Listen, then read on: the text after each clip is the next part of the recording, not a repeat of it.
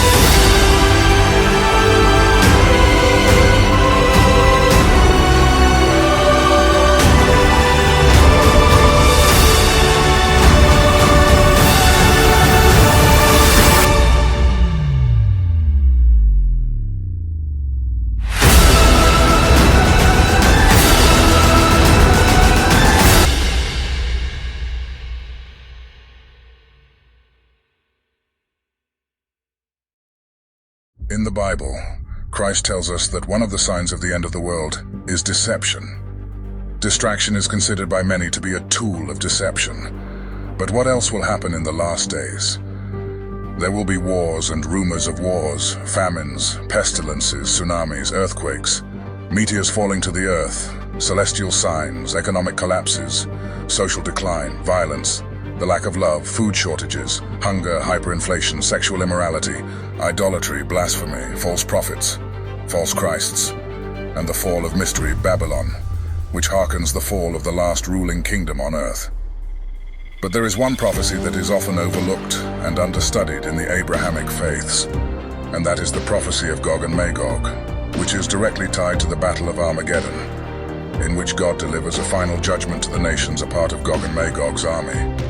The people of Gog and Magog's massive army is recognized in Christianity, Judaism, and Islam. In Islam, Ya'juj and Ma'juj are trapped in a faraway land, but when the day of judgment comes, they will all gather together to conquer the world. In the book of Ezekiel 38 and Revelation 20 in the Holy Bible, it describes how the nations in this massive army of Gog and Magog will leave their homeland to come to the land of the true Israelites, to steal, plunder, and exploit the land and all the resources within it that the true Israelites are in possession of.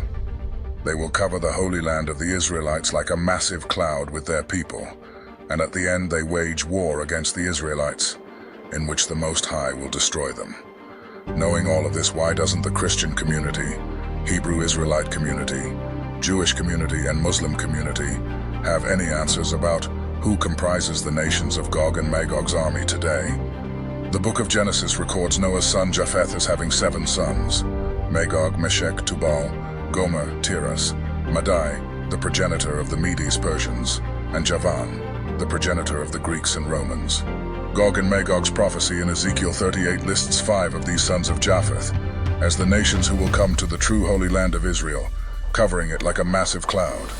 These Japhetic-speaking nations are not the descendants of Greek speakers or Roman Latin speakers, but are nations today speaking other Japhetic languages, such as Celtic, Germanic, Slavic, Turkic, Altaic, and Sino-Tibetan. So why is knowing who the nations of Gog and Magog's army is today so important? Because if we know who these nations are, including which land they are covering right now like a cloud, for the purpose of plundering and exploitation, we will know for the first time in history where is the true Holy Land of God's chosen people, also known as the Land of Canaan. In the new movie Hebrews to Negroes 3, sound the alarm, Gog and Magog's army versus the Israelites. Find out who is who in this end of days biblical prophecy, and where the true land of the Israelites are. You owe it to yourself to know the truth. Satan's aim is to deceive the whole world, and Yah's aim is for us to receive truth, because the truth will set us free.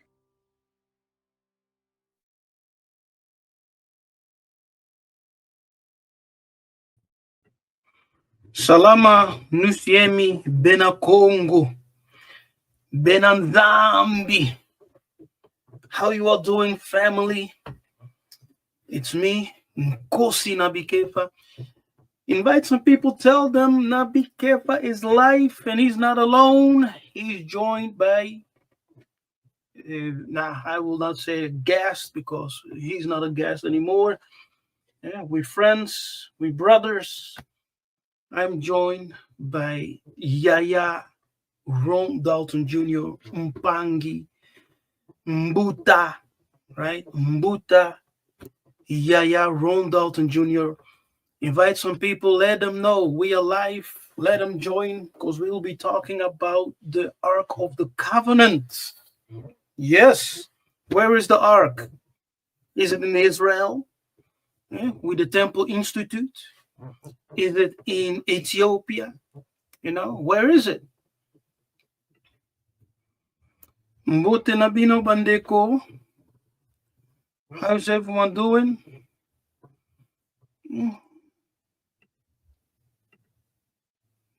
Yes, this is better. How's everyone doing? Yaya Ron Dalton.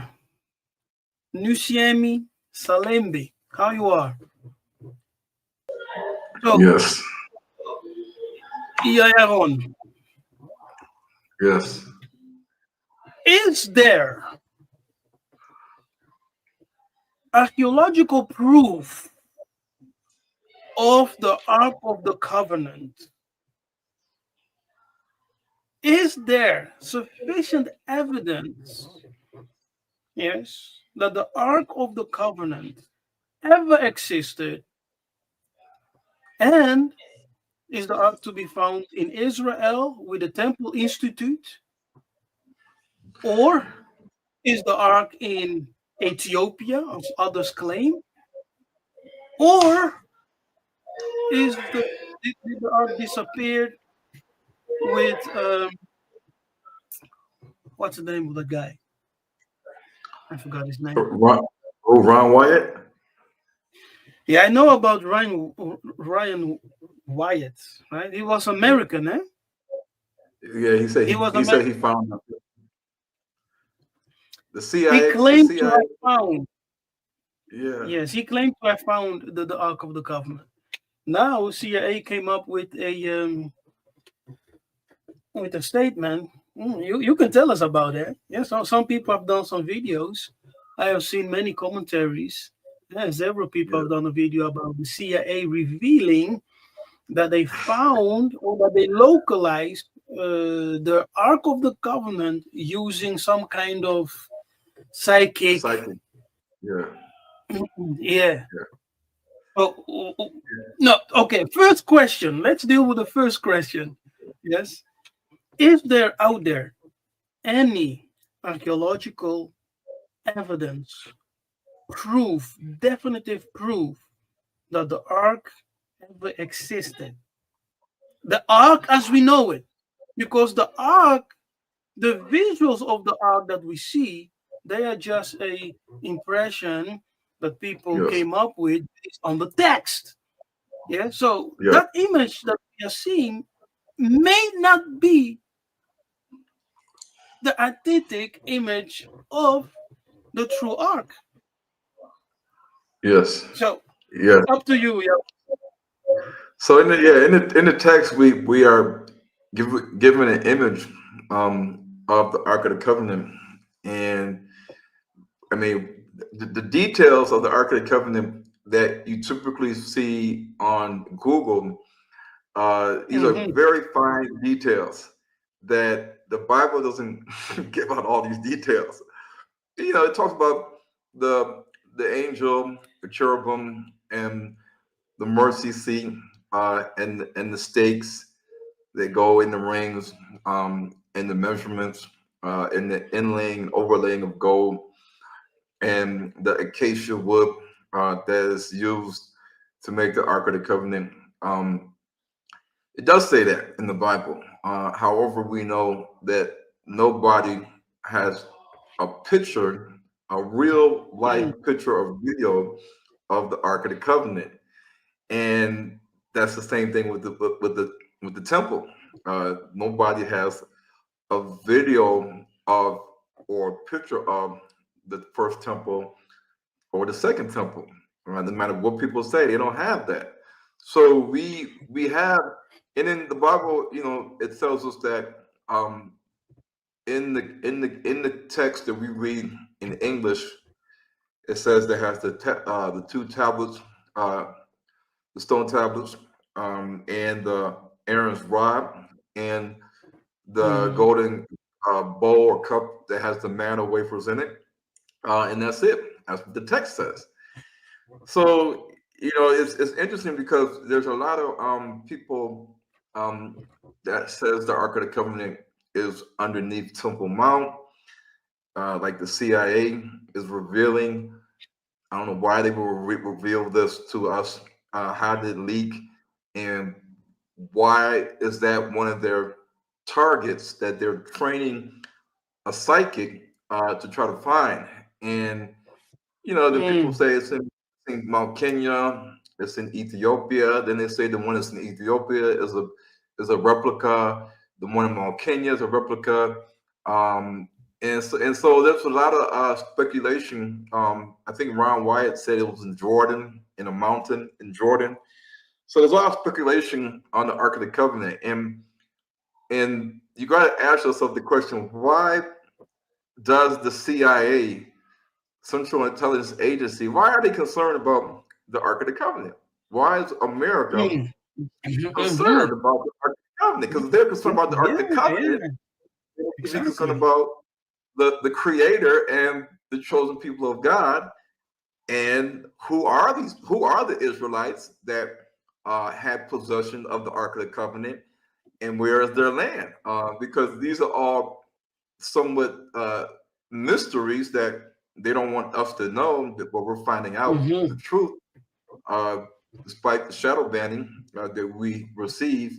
So there's a lot of when I seen this story, I've seen it on white channels, I've seen it on major YouTube channels that cover world news, and they have a lot of followers, a lot of subscribers, and so this is a big deal. It was a big deal that they unleashed this. So when I seen it, I told Keith, I said, let's talk about this. Let's let the people know the facts. Let's get lean more towards the facts and not conspiracy, because we need the facts and the truth to understand the true land of Canaan or Canaan or the Israelites and Jerusalem. People always want to fight me on where that land is. Oh, it's not. How can Jerusalem be here? It's in Namibia. It's in South Africa.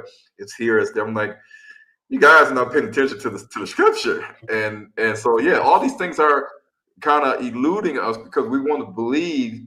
We want to believe in our heart that this is the truth. This is the truth. This is the truth. And we have to bring out our truth and let you guys determine if you are gonna accept it or you're gonna reject it. Hmm. Yeah, that's right. So Jerusalem is everywhere. Yes, it's everywhere. I asked a few Congo elders, where is Jerusalem? Where is Jerusalem? We need to know. Some say Jerusalem is Congo, right? So you may look everywhere, you east, north, southwest, but Jerusalem is Congo. And when we look into the ancient name of Kinshasa, it was called Banzalemba, which can also mean city of peace, city of holiness. So Jerusalem can be anywhere. For others, it is, the so-called state of Israel. Jerusalem is there. For others, it's in Ethiopia. For others, it's South Africa. But for us, the Congo people, the Bakongo, right? The Bakongo, we are told that Jerusalem just means a city of peace. And that city of peace, everywhere where peace is, can be called a city of peace. But for the Mukongo, it is the land of Congo itself, where the king was situated. It is called Banzalemba, or the city of peace. Banza Congo, right? The city of God, the city of the Most High. All right, now Ron. And you know Let's that start. Keithus, the Bible says in Ezekiel 5:5 that Jerusalem is the center of the earth, and the word Yes. is eretz, and the Hebrew word Yes. that they use is tavek. So it is, according to the Bible, we read it's in the center of the earth, surrounded by the nations. And when I Mhm. look at the equator, you can't be way up here, way down here, and the equator is here, but you want to Mhm. say it's in the center of the earth. These are all things we have to pay attention to. The meridian line Mhm. is what the Gentiles put together and Mhm. said it's over here. But in a lot of the research I've done, the true first meridian line was, some people say it's the 30-degree east or 31-degree east longitude, and that cuts right to the Congo, like the eastern region of the Congo. But nevertheless, Mhm. the center is not in the Middle East, and it's not in Namibia. It's not in South Africa. I'm sorry, people believe that, but it's not. It's not. It's not, in my opinion. Yeah, yeah, you're totally right. Because when we look at the names, ancient names for Congo, right? Because in ancient times, our ancestors referred to Africa as Congo, and it was called Congo Cachopa. And the origin of civilization was from Congo Cachopa, and it spread to the northern parts, up the Nile into Egypt and into Asia, crossed the sea into Europe and whatever, the Mediterranean Sea. Congo Cachopa. When you look at the word Cachopa, we have the term Kati, which means center, yes, or inside, or it can also mean the navel. Yeah. So Congo is the navel of the world, the navel. It gave life, birth to everyone, to the Kimuntu, to humankind. We come from Congo. And in addition to that, Kong itself, or Congo, also means circle. Yes, it means circle. Bena Congo may also refer to the children of truth who are girded. When you put out a belt, it goes between around your waist, right? That's the equator. It goes around your waist. Congo. You see, belt, Kongo. In Congo, we also have the covenant. A Congo Mbele. A Congo Mbele. The covenant of the Most High is with the Congo people. And that covenant is not only, his relationship with the people, but also his relationship with the land, which is called also by the name of the Most High. Congo. So, however you turn it, you will see that Congo is the center of the universe. Yeah, so if there is a true Jerusalem, city of peace, or a land of peace, which is called by the name of the Most High, it must be in Central Africa, which is Yes. the belt. It must be Congo, Cachopa. There's no other geographic location that fits No. this description. No.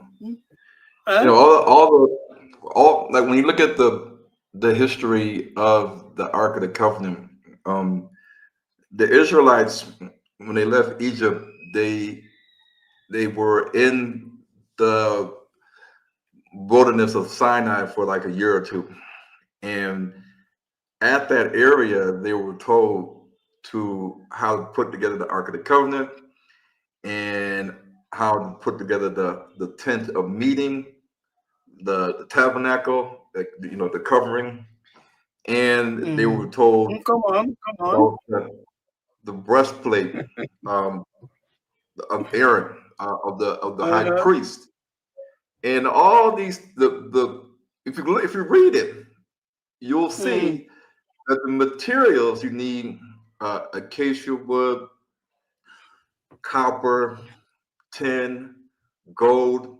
silver, and all the precious gems in each of the stones of the mhm, ephod. All of this mm. is in Africa. It's not in Saudi Arabia. It's not in No. Sinai Peninsula.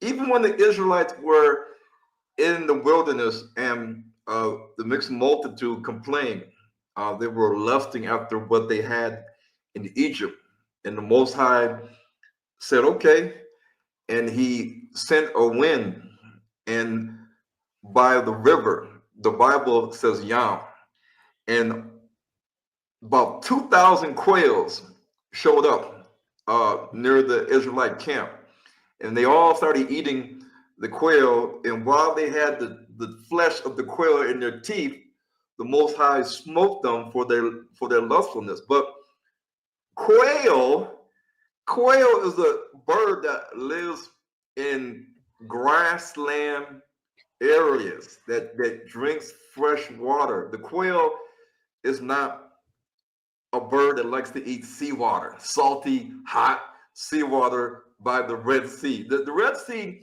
is hot, is really hot, and it's very salty. Mhm, So why would the quail be living along that area? The Israelites camped in an area that had rivers and lakes, and that had grasslands, and that had dew on the ground and manna falling from heaven like in Angola. All these things, the Bible is telling you that the Israelites were in a land, a wilderness, like the Bible says.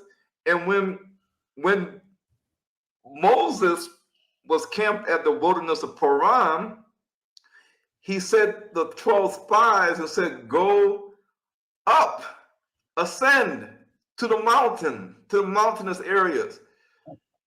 Some versions will say he told them to go south, and in the Septuagint it says he told them to go into the wilderness and go up to the mountains.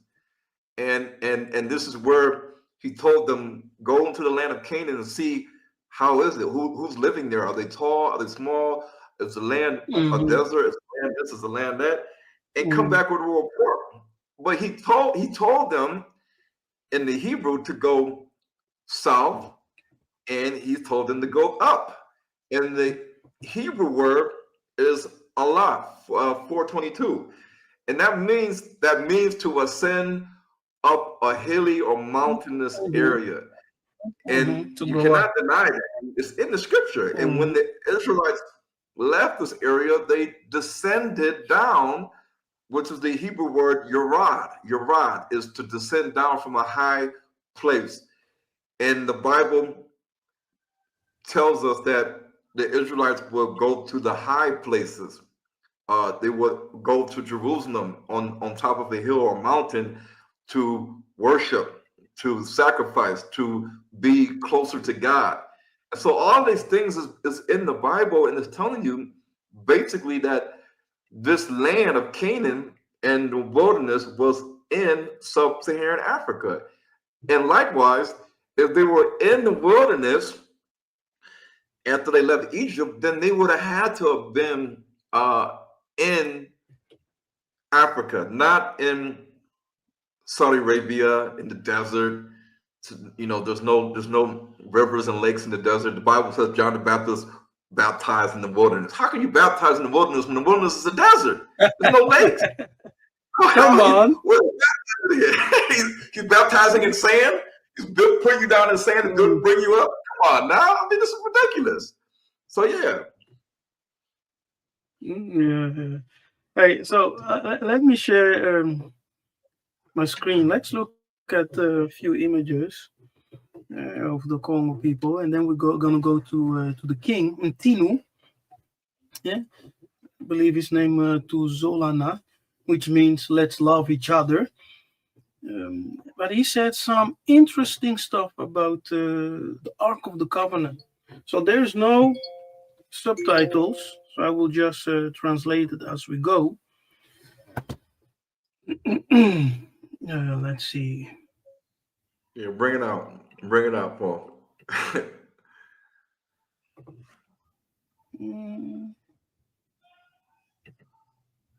Oh, wait. And while you're at it, Keithus, why the Bible says that the land of Canaan, the rocks are iron and the hills have copper. Tin. Yes. So is there iron and copper and tin in the Congo? Oh, brother. Yes. Of course. Yes. When the Portuguese came, right? When the Portuguese came in 1480, 83, 84, and it was with Diego Cao, right? Actually, Diego Cao, his name was Jean-Jacques something, because Diego Cao is not really his name. It's just an epithet. He was actually called Diego, the masters of the dogs. The dogs are, us. And that's why he got the name Diego Cao, and master of the dogs, of the god of the dogs, right? Diego, you see it in the French, Dieu. It comes from Greek, Latin for God. Now here, oh, by the way, so when they came, they found the kings of Congo, right? Angola, because Angola was part of the greater kingdom of Congo. You had Angola. Today you have Republic of Congo and the Democratic Republic of Congo. All of that was one kingdom. Yes, one whole big empire, very large. They found the kings and the noblemen. Now they had houses on the mountain tops. Yes. And according to their reports, those mountains were full of iron. Yes. You can read this in the book of Pigafetta. Very interesting read. And Pigafetta says this. Now, what you see here is the kingdom of Luango in the 17th century. It's an image not created by Nabi Kefa, but it is something the European created. They draw this, what they observed, what they have seen in the kingdom of Congo. Luango was part of the kingdom of Congo. Okay, and it is from the 17th century. So you can see that is clearly a warrior. Yes, it's a female. So these are warriors. And what you see here are fringes. Okay, fringes. That is actually how the Israelites, the Bible speaks of, would dress. Okay? And you have several different dressing styles, depends from your rank, position, social status, etc. Okay? But in Luango, you will find the Israelites of Luango having fringes and this kind of robes. You can see this servant, I believe, wearing what is that? How do you say that? Umbrella? How do you, it's in English? Umbrella? Paraplu? Like an umbrella? Umbrella. Yeah. Yeah. Umbrella. The European did not introduce umbrella to Congo people. It was already in Africa. Okay. Here we see ladies from Luango. Here we see another picture from the people of Luango. We see the badger skin, leather skin. We see the fringes right there. You know, see the turban as described in the Bible. See, we see the fringes, which are called in Hebrew, right? And tzitzit or tzitzit. Yeah. Tzitzit. What you see here, the Yiddish pronounce it as tzitzit. So, but in Congo, we will say titi, titi, titi, which means grass, floral, or lawn. It also Yes. refers to suki, and suki meaning the hair, because our hair, you know, it curls and goes up, right? It curls and goes up. Twisted, yeah. Twisted Twists, hair. right? Twisted hair. Yeah. Yes, that's called suki. So your suki is actually the titi of your head. Yes. You understand? Of your head. That's why he puts an importance counting the hair of your head, because it has a spiritual significance. So we see there the tsitsi, which is which also can refer to grass, tsitsi, right? Tsitsi in Congo, which can refer to Mhm. grass. Fringes resemble grass, vegetation, the laws, what the Congo called matiti. Yeah, Tsitsi among the Bantu of Botswana, Namibia, South Africa also means flies living in vegetation or grass. In the book of Deuteronomy 22, verse 12, it says, "You shall put fringes on the four corners of garments with which you will cover yourself." So we see the Congo had fringes. Yes. I've seen it. Okay. I've seen it too. Mm, Yeah, yeah. I've seen a video. I seen a video. Queen Diambi. She. I was at a conference with the Congo people, and she showed me a Okay. video of her father, her father's ancient, her father's ancient wardrobe, and she wore it and came out of the hut in the village, and I seen the fringes. I said, "Wait a minute, that's fringes." And she said, and I said, "Stop the video." And she said, "I already know what you're about to say because I know where your head is at." And she said, "In the Bible, you wear fringes." And she looked at my garment and said, "You see what you got on right now? Because I have fringes on." She says, "We do the same thing in the Congo." And I said, "Wow." And she was like, "Yes." And she winked. And I was like, "Man, this is crazy." Yeah, it is. It is. Yeah. So people need to wake up. I listened to some Hebrew Israelites just the other day, and they were saying only the African Americans are Israelites. And so the African American and the so-called Islamics and what else? Native Americans. Only Yes. they are the Israelites. If you're in Africa, you are freaking Hamite. You're not part of the Israelite nation. Man, I was like, wow, a great leader. Yes, a great leader among the Israelite communities in the United States of America. Yes, but he Yeah. still believes that if you're from Nigeria, if you're from Benin, if you're from Angola, if you're from Congo, DRC, Congo, Kinshasa, Congo, Brazzaville, if you're from Zambia, South Africa, you are a freaking Hamite Christ did not come for you, and they will enslave all of us in Africa. I was like, wow, that's amazing. That's awesome. What? That's what we're dealing with in America. Yeah, but these are leaders saying this, right? Leaders. Anyway, so that shows us that not because you are in position of leadership that you know everything, that you are the most learned, right? That you know all the mysteries of heaven and earth. No, we have to humble ourselves for continuous learning. Nobody knows everything. Okay, we must humble ourselves and say, okay, I can learn from you, you can learn from me. Let's see where we can go when we put our knowledges together. It must be about building us as a people, not be dividing and destroying ourselves even more.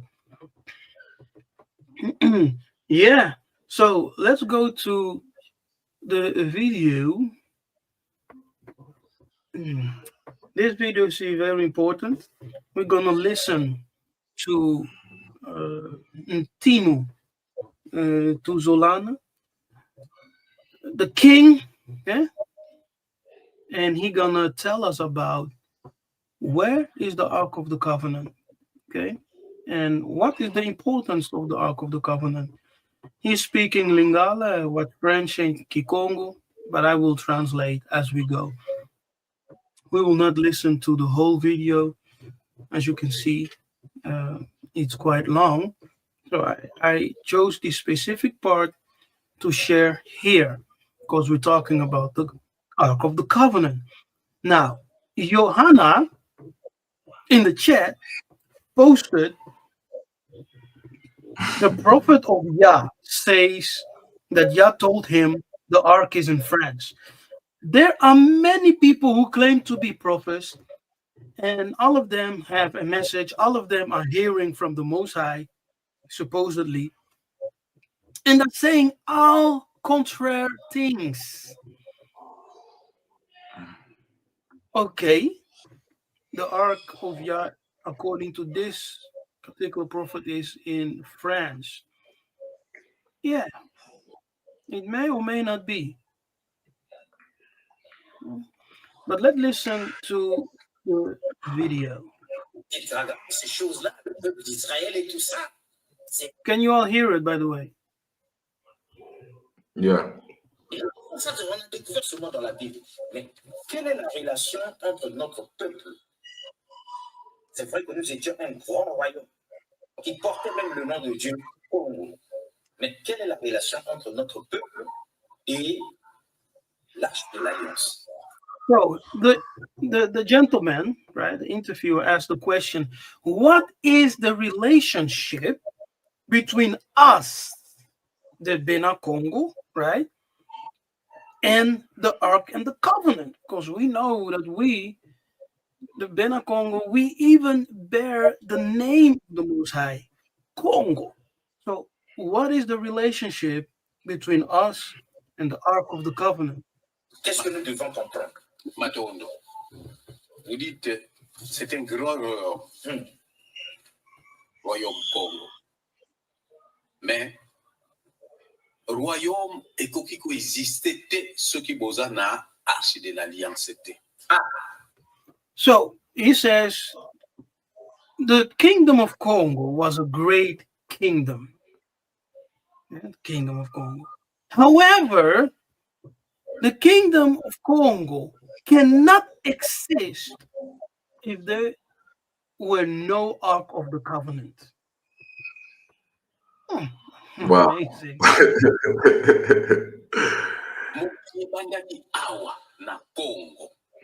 The world started here in Congo. Mokili ebandaki awa na Congo. The world started here in Congo.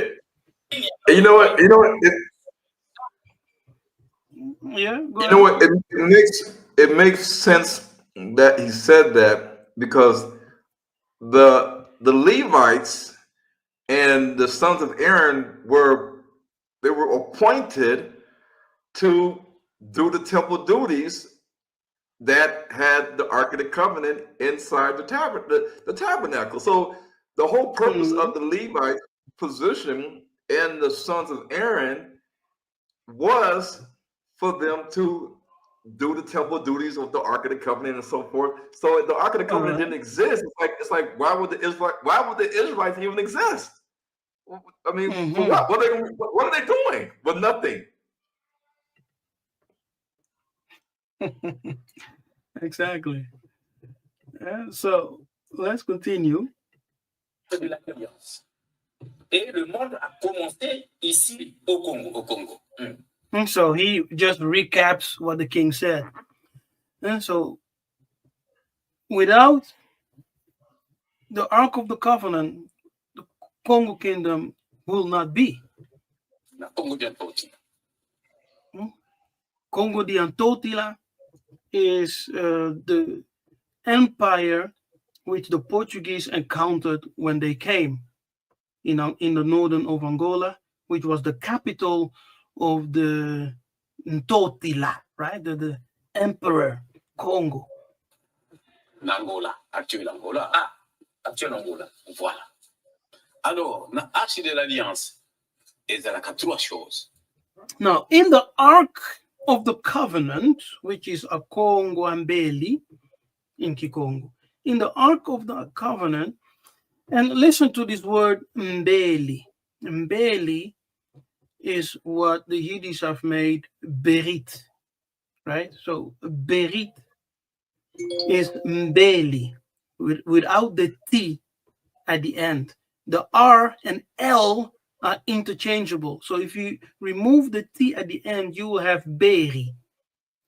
You change the R for L, you have Mbeli, right? So that's the Kikongo. Mbeli, which means to cut, because Berit means to cut. In the Ark of the Covenant, the king explains, there are three objects, yes, three things. Take note. And he's going to tell us what those three things are. Sceptre royal. The royal scepter, that's one. So if there is a royal scepter, who is the king?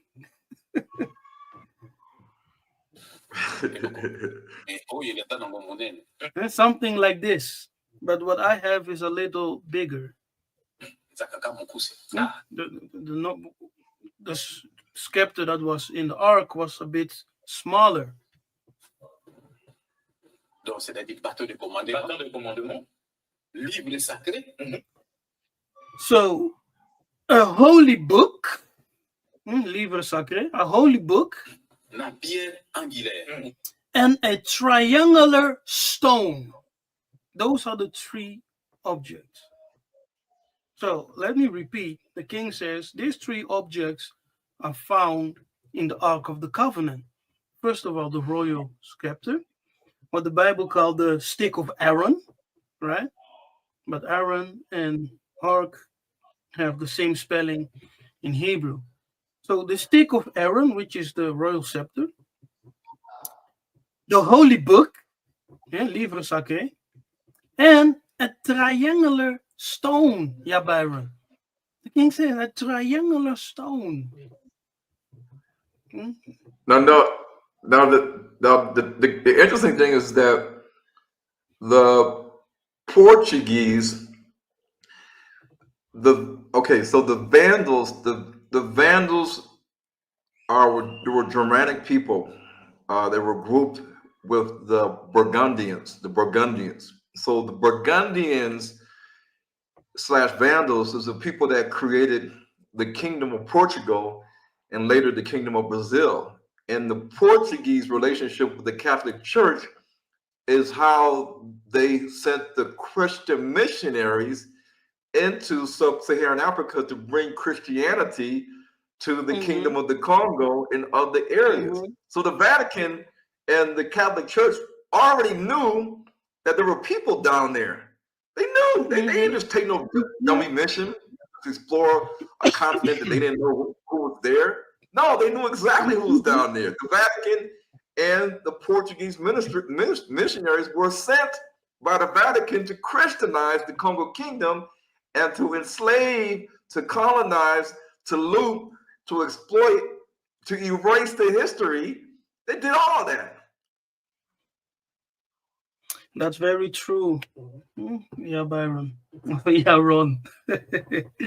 That's very true. That's very true. People have to understand that the Germanic tribes, like the Vandals and the Burgundians and the Ostrogoths and the Visigoths and the Angles and the Saxons, these Germanic tribes is the people that conquered the old Roman Empire in the 5th century AD. So the last kingdom on earth in the Daniel 2 statue started with the Germanic tribes putting an end to the old Roman Empire. So now we have the feet and the toes of the iron and clay from the divided kingdom of the Germanic barbarian Gothic tribes that conquered Europe. And out of Europe and Great Britain came America. This is the last ruling kingdom, and you see that they're still wreaking havoc in Africa. Yeah, great insight. That's very true. I hope the people understand what we're talking about here, that you're getting this information, right? It's very important for us to understand that we, whom the Bible calls Israelites, we are the Bena Kongo. If you consider yourself an Israelite, you need to understand that you are part of the greater Congo people, because the Bena Kongo literally means the children of God, the children of the covenant, and the children who have the truth, the children who are clothed or girded with the truth. Therefore, we are the light of the world. Yes, that's within us. We are the light. Are you an Israelite? You have to be a Mwana Kongo, a child of God. Kongo also means God. It's a name for the Most High. And we have explained this many times. The people who are called by my name of the Most High is Kongo. The name of the people is also Bana Kongo or Bakongo. The name of the country is Congo. The language is Kikongo. The spirituality is Bukongo. Yeah? And the tradition of the ancestors is Bukoko or Bukongo. It's the same. You see? All has to deal with Congo. The navel of the earth itself is called Congo, Congolo, which is the circle of life, the circle of blessing.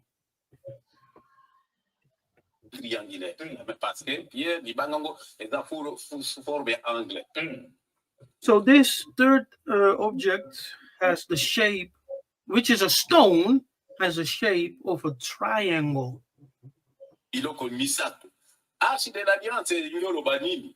So those are the three things. Now, what is the meaning of the Ark of the Covenant?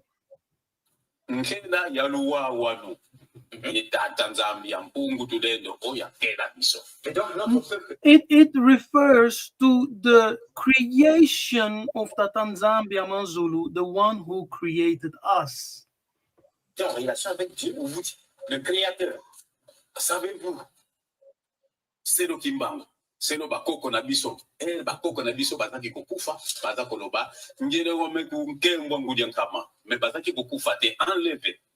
So it says in the time past, where when our ancestors were dying, yes, they were saying that they are returning to the Creator, and actually they were not dying; they were disappearing. That's very amazing.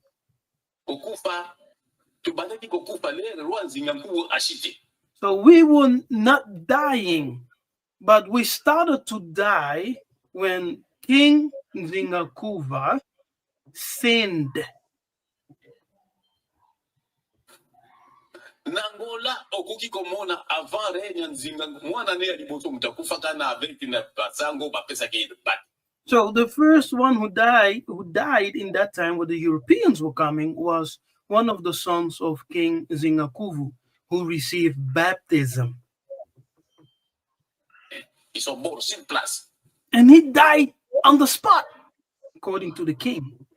Now, these are informations that you don't read this in European writings, right? I've never read this anywhere in European writings. But the king is saying, we, the Kongo people, we didn't die. We were translated. Okay? We disappeared. We were translated. But we started dying when the European came and started baptizing us. In the time of King Nzingankovu. He baptized his son, and he was the first who died. Vous connaissez l'histoire? Sur place. Sur place. Sur place. On the spot. He died.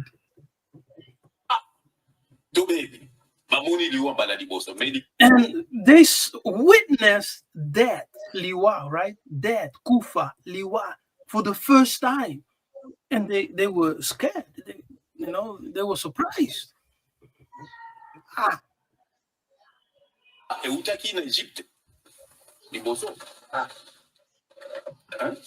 Liwa bato bakendaki biso bakongo tokendaki na Egypte nous sommes restés au Congo d'Anfotila. So he said originally death came from Egypt. It started in Egypt, death.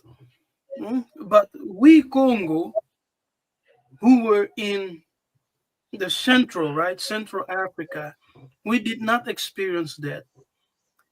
And some of us, Bena Congo, went to Egypt. Others stayed. Une bonne partie, il y a bakenda qui est en Égypte et puis en Exode. Parce que Exode est la quatre flèches. So some people went to Egypt, and later they returned through the way of Exodus.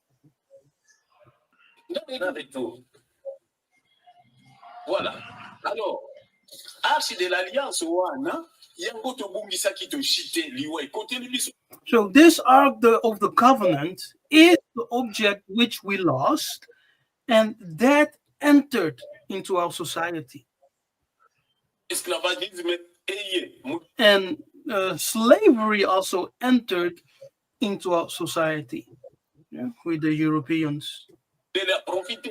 And Mundele a profité. So the white man took profit out of it. He took his advantage out of the situation that he created.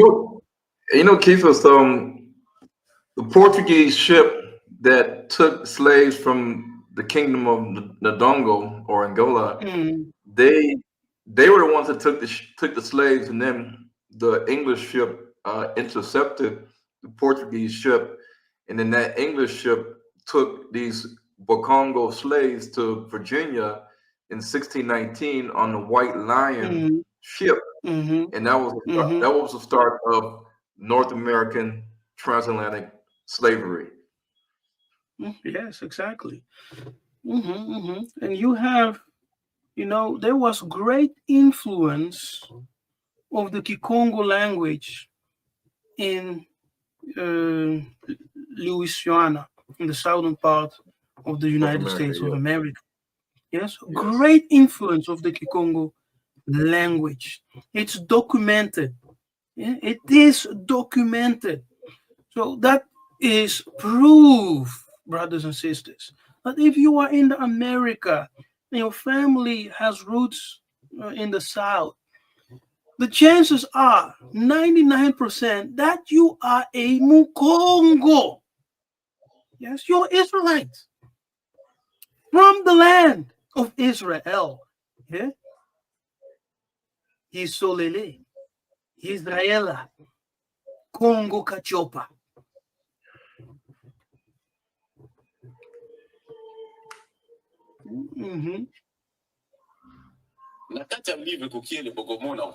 Je vais vous donner ça. bien comprendre. All right, he has a book, right? He says, in my book, you will read everything what I'm saying. I wrote it down in my book. That's this book. I will try to get a hold of that book so I can share the information. I have to reach out to Mama morning. Kimoya. Yeah, I'll reach out to Mama Kimoya. Let's see if she can make it happen. Makambo eza livre oyo mpenza ukie tokotanga yango nyonso eza kutu. They say, yeah, that book, everything is in that book. Alors, mosala bapesaki ngai epai ya bakoko na tata Kimbangu. So the word that I received from God and Tata Kimbangu, right? The word that I received from God and Nzamba Pungutulendo and Tata Kimbangu Nazongisa biloko oyo ebungaki. is to return to the people those things which were lost. Yes, to return to the people those things which were lost. Very important. Naza na formule. Ah, oui. Bon, mokonzi, mituna mibali. Premièrement, ndenge ofandi boye tozoyeba ke po bakonzi ndenge tokotala ntango ya kala na l'Afrique bafilme balakisa biso ya ntango ya kala bakonzi bazalaka boye. This guy is funny, man. And so he asked the question, King, as we look at you, how you are dressed. This is the way the kings of ancient in Congo were dressed.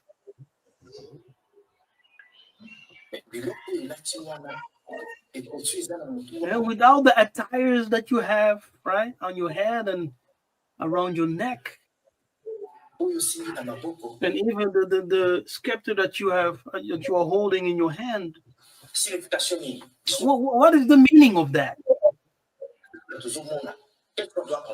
So as we are observing you, what do we need to understand?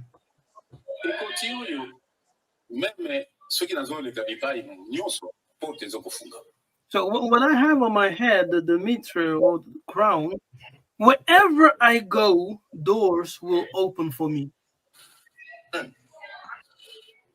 Okay, he's actually going to other stuff now.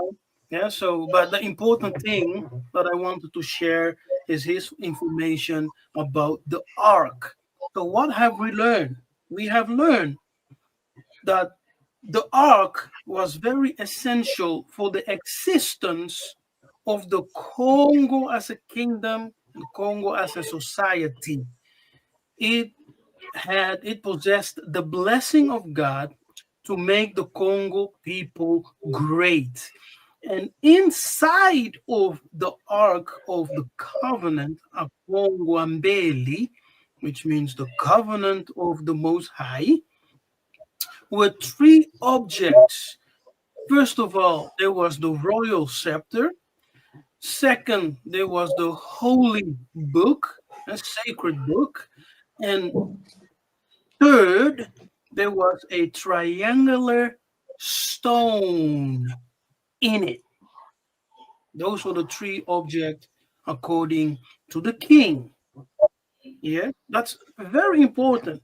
Now, he said, when we lost the Ark of the Covenant, how did we lose it?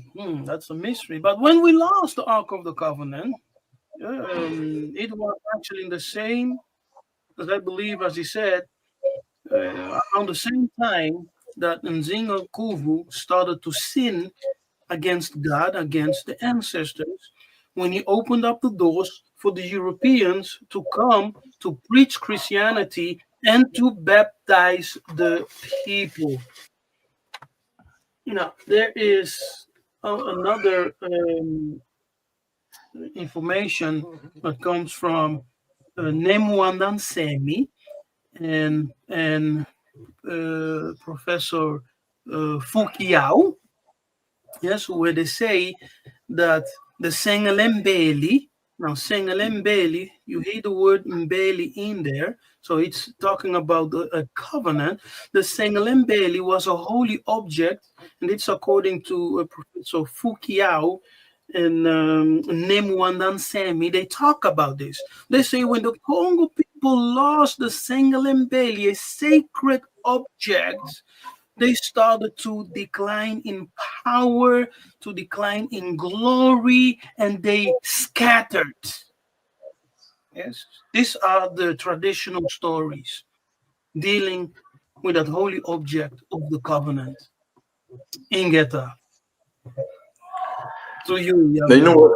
you know what was fascinating was the presentation that Kamoya did with the stone drawing and how she broke down the layers.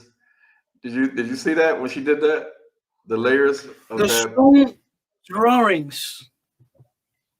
You didn't see that? The Ark of the Covenant, it's a certain deep code, a code that she showed. Yeah. You the presentation from Mama Kimoya. Yes. Yes, I get you. Yeah. Yeah, she broke it down at the end and She showed broke it down. how. Mm. Yeah, Yes, exactly. yeah. Did you cover that on your videos on YouTube? Yes. On you, yes, it's there. It's actually there. Yeah. You Yeah. want to go through it? We can if you got it. I think I got it too on my computer. Let me see. Yeah, I believe so. I believe so. Let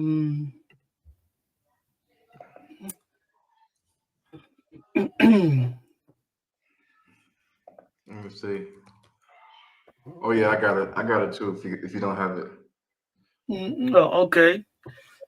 Yeah, are you able to share? Yes. Let me. I'm pulling it up now. Yeah. Okay. Hold on. Yes. Here we go. This is it right here. Yes, this is it. Okay. Yep. Here it is right here. Okay. Yeah, I could share it. I don't. Yeah, go ahead. I think that it's gonna be. You know how to make it big, but I don't. But let me show you what it is that I have.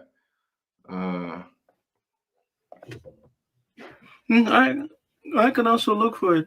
I have it somewhere, the presentation. Okay, this is it right here. All right. Can you see it? Can y'all see it? Okay. Wait. Yes. Okay, so let me see here.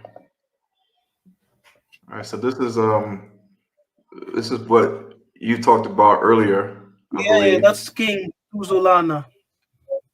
And let me. Okay, and then Tino. yes. So this is the start. I don't know if you want to go. I can keep going to the next slide if you want to narrate what she taught. Yeah, yeah. Prominent white art historians such as Dr. Robert Ferris. I actually have a book from him, Dr.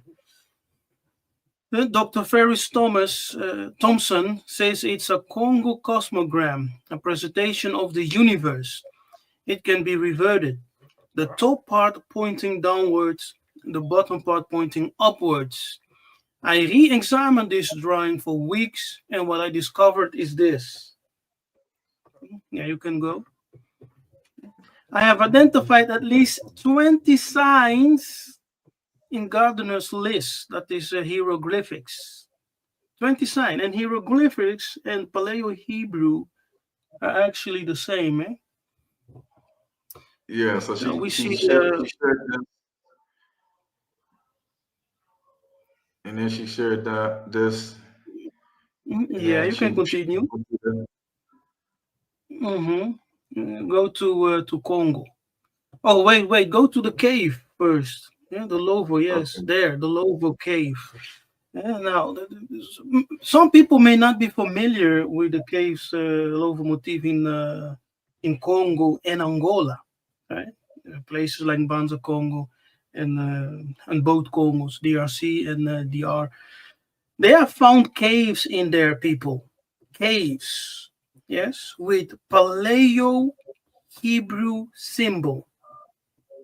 And these symbols on the walls in Congo, Angola, they date back to 200 and up to 300,000 years. So that's extremely old. Yes, it's older than the Bible. How is that possible? Yeah. Now, this is one of the reasons some Bena Congo don't believe in the Bible. They say the Bible is fake. Yeah, the Bible is, it's just created for confusion because we Bena Congo, the Bantu people, we are much older than the Bible. Even though that's a fact, it's actually true. The Bible, the sources that were used to create Biblia, right, which means a collection of scrolls, were papyrus scrolls which they took from our ancestors. They used those scrolls to create Biblia. You understand? Now, that's why we can actually understand why we as a people in our writing being older than Biblia. It's clear. It's not rocket science. So we don't need to reject the Bible. Kimbangu said, read it, because by reading it, you will discover who you are. And you will catch the thief with the object which you stole. And so in that case, we have seen Paleo Hebrew symbols. And those symbols were the cornerstone, right, the backbone for the later Hebrew script, the Paleo Hebrew, the Phoenician script, etc. It gave birth to first the hieroglyphs, and then the rest followed after that.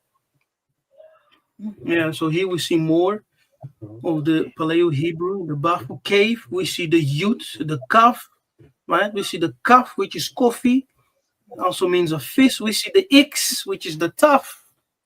We see the something that looks like a L, which is Lamech. We see the Dalet, the triangle with a foot. Yeah, we see the Kof right there, the head. We see the Faf, right? It's all there in the cave of Congo. And still, some people will say, we are just freaking Hamites. We have nothing to do with the Israelite heritage. Let's start following the narrative, the Mundele Kadiampemba. Here we see, this is actually very amazing because the what they call the tetragram, right, or the tetragrammaton, which is He, Yud He Vav He, which gives us Yahweh, or what others say Yahuwah. Yeah?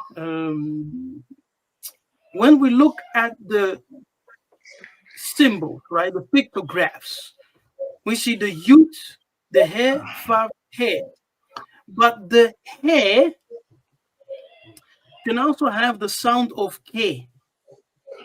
The so-called Yiddish people, for example, when they speak of Elohim, some of them will pronounce it Elohim, others will say Elohim.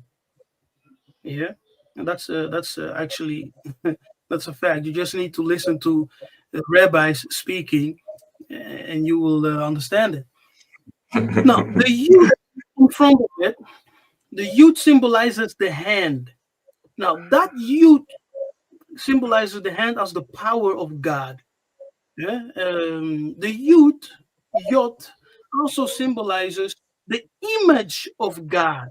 Therefore, the youth means the image of God who holds the power of God, right? Representing a manifestation of God Himself, of the Creator.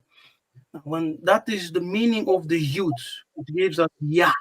And Yah in Kikongo means elevated one, honorable one, great one. So we refer to the Creator as Yah, the one who's greater than us, above us, the one who deserves honor and praise because he's our elder, he's our ancestor, he's our, king, majesty. But we also refer to our older brothers as Yah because we give them the respect from an elder. You see, that's the Congo tradition. So that's the meaning of Yah, which starts with the youth. Now, the He, as we said, this figure, the He, which has his hands up, that symbolizes the Hebrew letter He. But it also can have the focalization of Ka, Ka, Ka. The Fav, which is this symbol that looks like a nail, the Fav can be focalized as O, U. So we will have Yakok, which gives us Yakongo.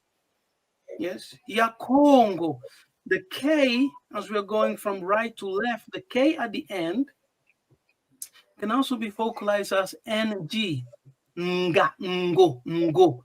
So the only vowel we add is the O. So we have Yakongo, which is the name of the Most High. Right there. So the tetragrammaton is actually a trigram. The name of Yakongo, hidden in the tetragrammaton, Yud He Vav He. That's a mystery. Revealed. Like it is said in the book of Deuteronomy 29:29, the secret things belongs to God. But those things which are revealed belongs to you and your children forever. So we the Congo people had secret, what they also called mysteries, hidden knowledge, hidden truths, only reserved for the Bena Congo and the high initiates. So here we can see the name of the supreme being, and like I said, in Congo, the K sound can also have the sound of NG, ng.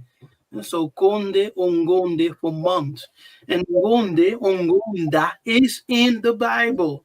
I did a breakdown. I broke down the Hebrew and the Kikongo for moon. Ngonde, ongonda is one of it. We see it in leopard, which is ngo, or nkoi. In Nkombo, which is ngombe, which means meat or goat, or ngombe. It can also mean a steer, ngombe. Yeah. Jubila, right? Okay. It comes from yeah. The word jubila is seen in jubilee, which means praise. Yes, praise. Jubila, to sing praises. That is Yubila or Yimbila, to sing. Yes, Yimbila, to sing.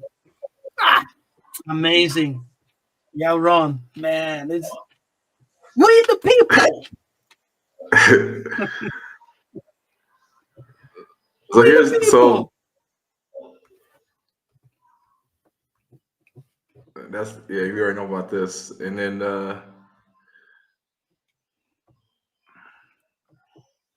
yes, this is Ngunza. Ngunza is Jose in the Bible, in the Hebrew. Jose, which is Ngunza in Kikongo, right? Jose, which is a prophet in the Bible. It's the Ngunza. okay. Yeah, there's a lot of stuff in here. So then so she Yeah, there's a lot of stuff. Oh, here it goes right here. So what she broke down was how if you take the layers, Mm-hmm. she said Yes, yes. And what we see there is the Ark of the Covenant. See? This is the image, this is the Kongo image, brothers and sisters, of the Ark of the Covenant, as explained by the king, Tinu Tuzolana. Yes, as explained, this is the Ark of the Covenant, as it was known in Congo. So how can the Congo people have a knowledge, yes, of the Ark of the Covenant? How can they put this image together if they were ignorant of the Ark of the Covenant? Hmm? So we need to ask ourselves that question. How is it possible that you can create something in the exact image, right? But you have never seen it. You have never experienced it. That object was never in your possession, in your, in your possession. How is that possible? This it's not. further It's proves. possible. Yes. I mean, the simple This fact further that proves.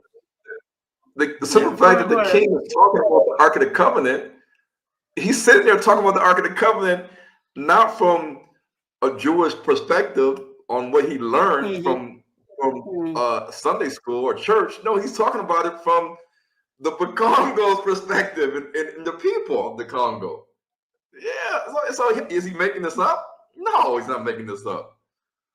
This is. I mean, we got to start paying attention and stop listening to Mm-hmm. the Temple Institute. The Temple Institute, Ron The Wyatt, Temple Institute. the CIA. It's a lie. Yeah. Yeah. It's a lie. They want to continue the deception, right? When you have gone too far with a lie, the only thing you can do is to maintain it, because otherwise you will lose a quite amount of influence, whatever you're trying to hold on to. So they have no choice but to continue the lie, to maintain the lie, and to make it even bigger and bigger and bigger and bigger. The Temple Institute is a hoax. It is fake.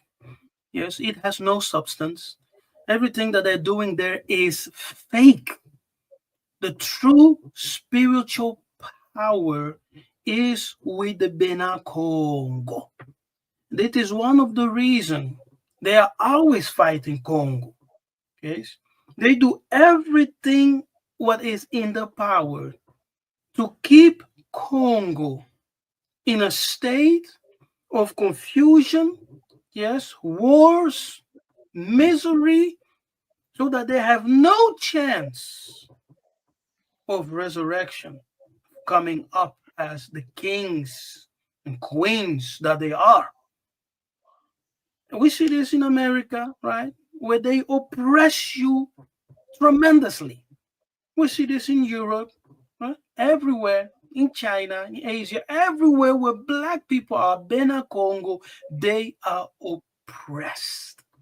Imagine Africa, Congo Kachopa, the navel, which gave life to everyone, in a state as it is right now.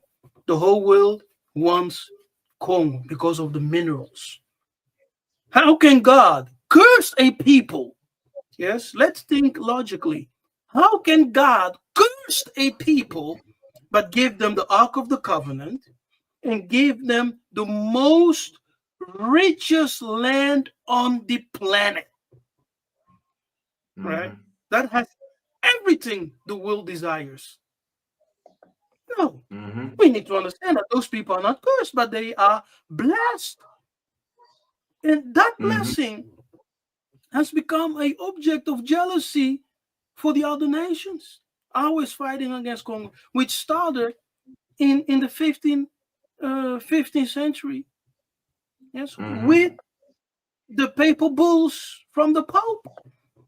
Go to Congo, enslave those Congolese, those niggers, they say, enslave them, take the kingdom, take the possessions, take the land, and put them in perpetual slavery, in forced Christianity. King Leopold II even said to his missionaries, yes, in 1885, he told them, I'm sending you to Congo not to teach those niggers the knowledge of God because they know God better than you do, but go there to deceive them. You understand? It's all about deception. Like it is written even in the New Testament. In the last days, take heed that no one deceives you. It's all about deception. And in the midst of this deception, misinformation, in the midst of this darkness, we need to open our spirit, our minds, so for the true light of the Most High to shine in, so that we can come to the understanding, hey, wait a minute, I am a Mukongo. I am a Congo. If you are in Tanzania, you Congo.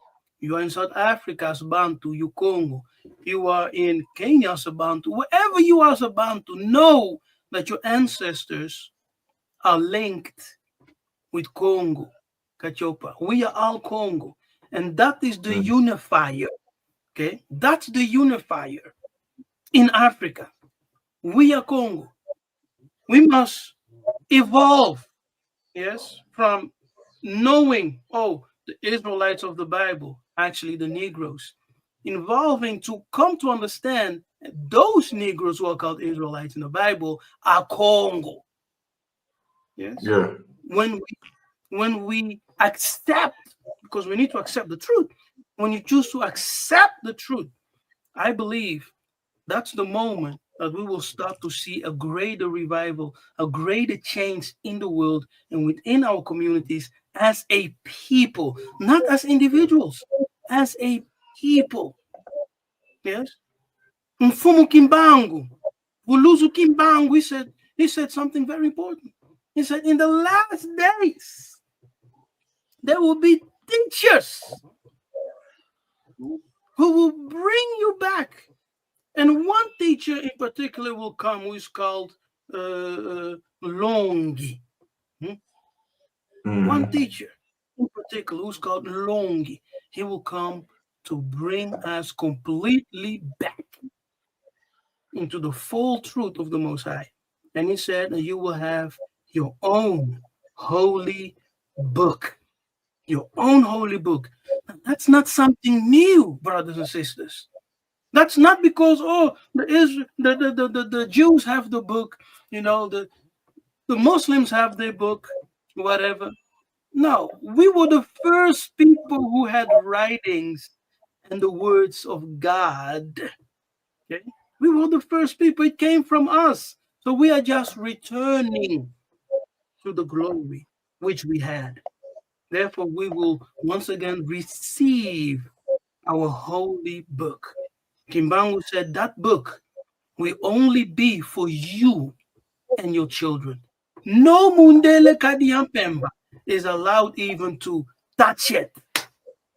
He said that book will only be for you. So we have seen the ark. In the ark, we had a royal scepter. In the ark, we had a holy book. In the ark, we had a triangular stone. And that ark was an object of blessing for the Kongo people. And this, before the European ever came to Congo, right? Before Diego Cao, before the transatlantic slavery, before all of that, it was in Congo. I yield. Yeah. I wanna share something if I can keep this. I know Yes, I of like course. to do my stuff. So let's just get to let me present something here I got for you guys. Oh yeah, here it is right here. Okay. All right. So if y'all can see, because I know that can you see it? Oh, there we go. Yes, All right. yes. We have it. Okay. Now you see, this is the thing. in the Bible, in Second Chronicles, verse I think chapter 35, it talks about how King Josiah, told the Levites where to put the Ark of the Covenant in the newly built Solomon's temple, the first temple. And after that, there's no mention of the Babylonians taking away or destroying the Ark of the Covenant. That's the last time you really hear mention of the Levites and the Ark of the Covenant at that time, prior to the Babylonian invasion. And so, but the Gentiles have come up with all these stories that they found it in Jordan, they found it in Israel, and look at them. They're actually standing next to the Ark of the Covenant. And you know that the Levites were the only ones that were supposed to be able to touch it or be near it and carry it. But these are not Levites; these are Gentiles, and they're standing right next to the Ark of the Covenant in the mercy seat. And so the CIA, why we believe that the CIA is going to tell us the truth of where the Ark of the Covenant is? I mean, come on. I mean, it's been classified all this time, and now it's unclassified, and they leaked, and they use a psychic to determine, can you find us where the Ark of the Covenant is? We trained you. You're a psychic. Can you tell us? Wait. Yeah, Ron. So you telling me that no holy prophet was able to locate the Ark of the Covenant, but a psychic? A psychic, yeah, a psychic. It's like they got people, MK Ultra, were training you. The people that got telepathic abilities, and they can move objects with their mind. Remote viewing. They were using remote viewing, right, to localize the Ark of the Covenant. So where is it? And they even said in the video that the psychic said that the Ark of the Covenant has a chest, has another container inside of it, and they see gold and silver in the Ark. But in the Bible, the Ark doesn't say that it's made of silver. It's gold, acacia wood overlaid with gold. It doesn't say no other metal. Yeah, no other metal is right. But the psychic says silver in addition to gold, which is like, wait a minute now, what's fishy here? But all these guys are saying that it's in Israel, it's in Jordan, and they got the Temple Institute that they're going to go off of this. They're going to say, okay, we found it. And because we found it, we know where it's at. We're going to put it inside a new third temple. And we're going to get rid of the mosque that's in Temple Mount. And we're going to create a third temple. And because the CIA leaked the documents of where the Ark of the Covenant is, they're going to mysteriously find it. And their Temple Institute Levites that they're training to be Levites, they're going to say, we have it. And here we got proof that we're putting it in the temple. It's ready to go. We got all the temple instruments and items that need to go into the temple. We got everything. We got the altar. We got the table. We got the golden menorah. We got this. We got that. And they're gonna say we got everything we need. All the utensils, everything they said they got it. It's all complete now. It's all complete. All they need now is the temple. Because now they have got the Ark of the Covenant, and they've already had everything else that they have fashioned in the Temple Institute. Just go to the website. You'll see that they have collected everything that needs to go in the third temple, except the Ark of the Covenant. And with the CIA leaking this, now they can say, oh, we got everything now. It's time to build the third temple, and we are the Israelites, therefore God has revealed to us in this time that the Ark of the Covenant is here, and we are the real Israelites, so we can now fulfill biblical prophecy. But the Bible, people will look at the scripture and say, this is what it says in Jeremiah. It says, in those days when you multiply and increase in the land, declares the Lord, they will no longer discuss the Ark of the Covenant of the Lord. It will never come to mind, and no one will remember it or miss it, nor will another one be remade. So if you read the scripture, you're almost wondering that, does it mean that once the Ark of the Covenant is lost or nobody knows where it's at, it was once in possession of the Israelites, the Bantu, and then all of a sudden it's kind of disappeared. Nobody's talking about it. People are saying it's here, it's there, it's everywhere. But in reality, where is it at? I mean, people are saying all these claims as Ethiopia, as Kenya, and Israel, Jordan. But in reality is, we can't just look at these psychics from the CIA training them to do this thing, because this is the same CIA and the FBI that infiltrated Black liberation organizations like the Black Panthers, Malcolm X, the Nation of Islam, Marcus Garvey, Martin Luther King Jr. Yeah, the CIA and the FBI is all about monitoring and infiltrating Black liberation groups so that we don't have our Black Messiah, as they call. So one of the things I want to point out is that a lot of people use the Lachish reliefs, and they say, "Look at these guys here. These are the Israelites. They found it on the slab in northern Iraq. This is on a slab that they found in northern Iraq. They didn't find it in Israel. This is a slab in northern Iraq." And then you look at this rock fresco, or you want to call it, carving, and this was on the Palace of Apadana. The Palace of Apadana is in Iran, or modern day the old Persia. And this is a relief where it says in the Greek language that the Ethiopians are paying tribute to the Persian kings. And we know that the word Ethiopians does not mean Cushites, because if you really look at it, the Cushites in South Sudan, they are very tall. They average like the men are like 6'5", 6'4". The women are like 6 feet tall.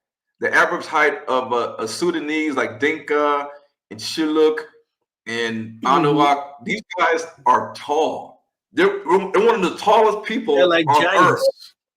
They're like giants. And here we see thousands of years ago that these Ethiopians are short. They're shorter than this Persian guy. Now, are they children? We don't know. But anyway, these guys they got tunics on, they have woolly hair, and they have. By the way, Ron, talking about the Ethiopians, just allow me to add something on what you're saying. I think it may be important information. You said the Ethiopians here are not the Cushites per se. I agree. Because when we look into history, we will come to the understanding that the word Ethiopians, right, or Ethiopia, which is Greek, which is equivalent of the Hebrew Cush or Kushim, black people, was most of the time used for Israelites, and for people who were ruling in that area of Africa. Now, those people were also known among the Congo scholars as the Bena Kongo. So the Bena Kongo were also called Kushi or Kuzi. Now, check this out, Byron.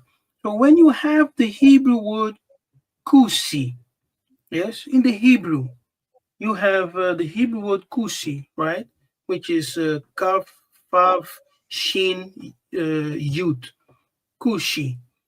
Kushi. Now, that word Kushi, because we know that the Fav can be pronounced as a U or an O, right? So Kusi will give us Kosi. Kosi means king. Yeah. Kosi means king, means Lord. So those Yeah, people who were called Nkushi, who were ruling, were the Nkosi, the Bena Kongo. It's interesting. Now go ahead. yeah, Sorry for interrupting you, man. that's what it means in Zulu too. Nkosi means leader or Yes, king. leader. So Yes. so these three guys are they got garments, they're girded, and Mm-hmm. they're carrying or leading an okapi. An Mm-hmm. okapi is a forest giraffe or a Congo Mm-hmm. giraffe or a zebra Mm-hmm. giraffe. And Yes. these exotic animals are only today seen in the Congo, the okapi In the Congo. Mm-hmm. in the Congo. Yes. So It's also are called the Congolese giraffe. exactly. So either these people are Canaanites or they're Come on. Israelites Come because on. Persians supposedly, per the Mm-hmm. Bible, they conquered the Babylonians' territory and then allowed the Israelites to return back to the land. This is the land of Canaan. And they allowed the southern kingdom to return back to the land of Canaan and rebuild the second temple. So if these are not true Nilotic Cushites from South Sudan that are really, really tall and they don't necessarily wear tunics, then who are they? They're not the Egyptians. So they either have to be the Canaanites, they either have to be African pygmies, hunter gatherers in these lands, or they have to be Israelites. Because like Keeper said, Ethiopia was not, well, one, is not a part of the Persian Empire, meaning the Persian Empire, we don't hear them conquering Kush. And the term Ethiopia in the Greek means anybody with a dark complexion. In Ethiopia on the maps of the Greeks was not Ethiopia we see today. It was sub-Saharan Africa. That's what it says. Ethiopia was the land beyond Sudan and Egypt. It was not Abyssinia. It was sub-Saharan Africa. So when we look at these things, and let me just look at some certain things too. When we look at the land of Canaan, when Abraham and Lot were together and they were venturing in the land of Canaan, and Lot looked to the east.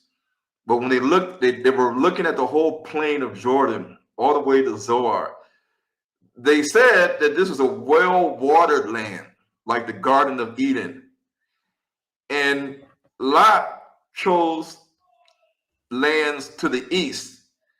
Sodom and Gomorrah today is situated in the territory that we would call part of Israel on the other side of the Jordan, River. So Sodom and Gomorrah was literally in an area of territory that was on the west part of the Jordan River. So it was not considered Trans-Jordan. The Trans-Jordan lands of Reuben, Manasseh, and I forgot the other tribe. They according to the Bible, they had lands that were on the other side of the Jordan River, like East Manasseh, Reuben, I believe maybe Gad. But when we look at Jordan, Jordan is a desert. It's a complete desert. So if the Most High did not destroy the whole land of Jordan, and he only destroyed Sodom and Gomorrah, he did not destroy Zoar. It doesn't say that in the Bible. He destroyed Sodom and Gomorrah. So why is the whole land of Jordan a desert? Why isn't it well watered like the Bible says it is? Well, why will God destroy all of the land of Jordan, including the land that Manasseh, Gad, and Reuben would inherit in the Transjordan on the other side of the Jordan River? Why would God give them a land that's barren, desert, brimstone, salt, nothing there? It's just nothing there. Why would he give them that kind of land? It's because this is not the land. And when you look at the camp doctrine, they say that the Chinese are the Moab, Ammon, the descendants of Lot. So these are Abraham's nephews. The Moabites, the Ammonites, the Chinese, the Japanese, the Taiwanese, the Koreans. These are Shemitic people, but they do not speak a Shemitic language. Does this make any logical sense? Is it sound teaching? Camp doctrine teaches us that all of the white race are Edomites. Jacob's brother, Esau, the progenitor of the white race, Shemites, not Japhet, Shemites. Is this sound teaching? Does this make any logical sense? So all of Europe is Edomites, they're Shemites. All of Russia is Edomites, Shemites. All of Central Asia, Edomites, Shemites. All of the Caucasus Mountain regions, Edomites, Shemites. All of America, excluding the Hispanics, Hispanics, the Native Americans, and the Negroes, they're Israelites, and you got Edomites. So we got Jacob is an Israelite, but according to the camp doctrine, we all had a family reunion. You would see us all together with the Gentiles, the Europeans, and the Asians. We're all Shemites here, guys. We all have our father, our ancestor father, Terah, Eber, or Farsad, Shem. This is our family reunion. We are all Shemites, but it does not make any sense. And I'm going to show you how. I'm going to keep going here. I'm not going to waste a lot of time. Now, the Persians' DNA today, look how many different father lineages that they have. Paternal haplogroups. They got 1, 2, 3, 4, 5, 6, 7, 8, 9, 10, 11, 12, 13. 13 paternal haplogroups, meaning that they are people of many father lineages, many fathers that are today calling themselves the descendants of the ancient Persians. They have the same exact DNA as people that come from Turkmenistan, that migrated from Central Asia to Turkey, and they speak Arabic and the Turkish dialect. They have the same exact Y DNA paternal haplogroups. But why isn't the Turkish people calling themselves Persians? Why isn't the people in Turkmenistan calling themselves the descendants of the ancient Iranians or Persians? Because the ancient Persians were people with melanin, as in the palace of Susa in Iran during the reign of King Darius. This is how the ancient Persians and Elamites look like. They have melanin. Yeah, Ron. I went to Le Louvre, right? That's the biggest, one of the biggest museum in Europe, in Paris. I saw this in stone. Okay. Yeah. And they are black. They are truly brown, like you and I. Black people. Amazing to see it. Huge statues, huge blocks of stone. And with these images, you can really see that they were Negroes with kinky hair, with crew's hair, kinky hair. So yes, they were black. And look at this. One of the words that we use for black man in Lingala is Mohindu. Yes, Mohindu. Now the Mo, right? The Mo is a prefix, the same as Mu. Yeah, so you can say Mohindu or Muhindu. So that's the prefix. Hindu. What is Hindu? Where do you find Hindu in the world? Yeah, in India. In India, in the East. Mohindu means one who is black, one who is of the sun. And in India, we have a people, Hindu, who were Negroes. Yes, and we know in ancient times, as mentioned by the Greek historian, what is his name again? Josephus? No, Aristotle, Socrates?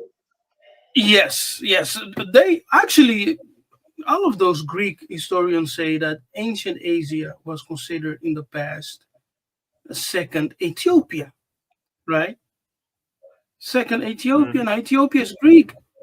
When we use the Hebrew term, it's Cush. So you have Ethiopia in the east and you have Ethiopia in Africa. Cush in the east and Cush in Africa.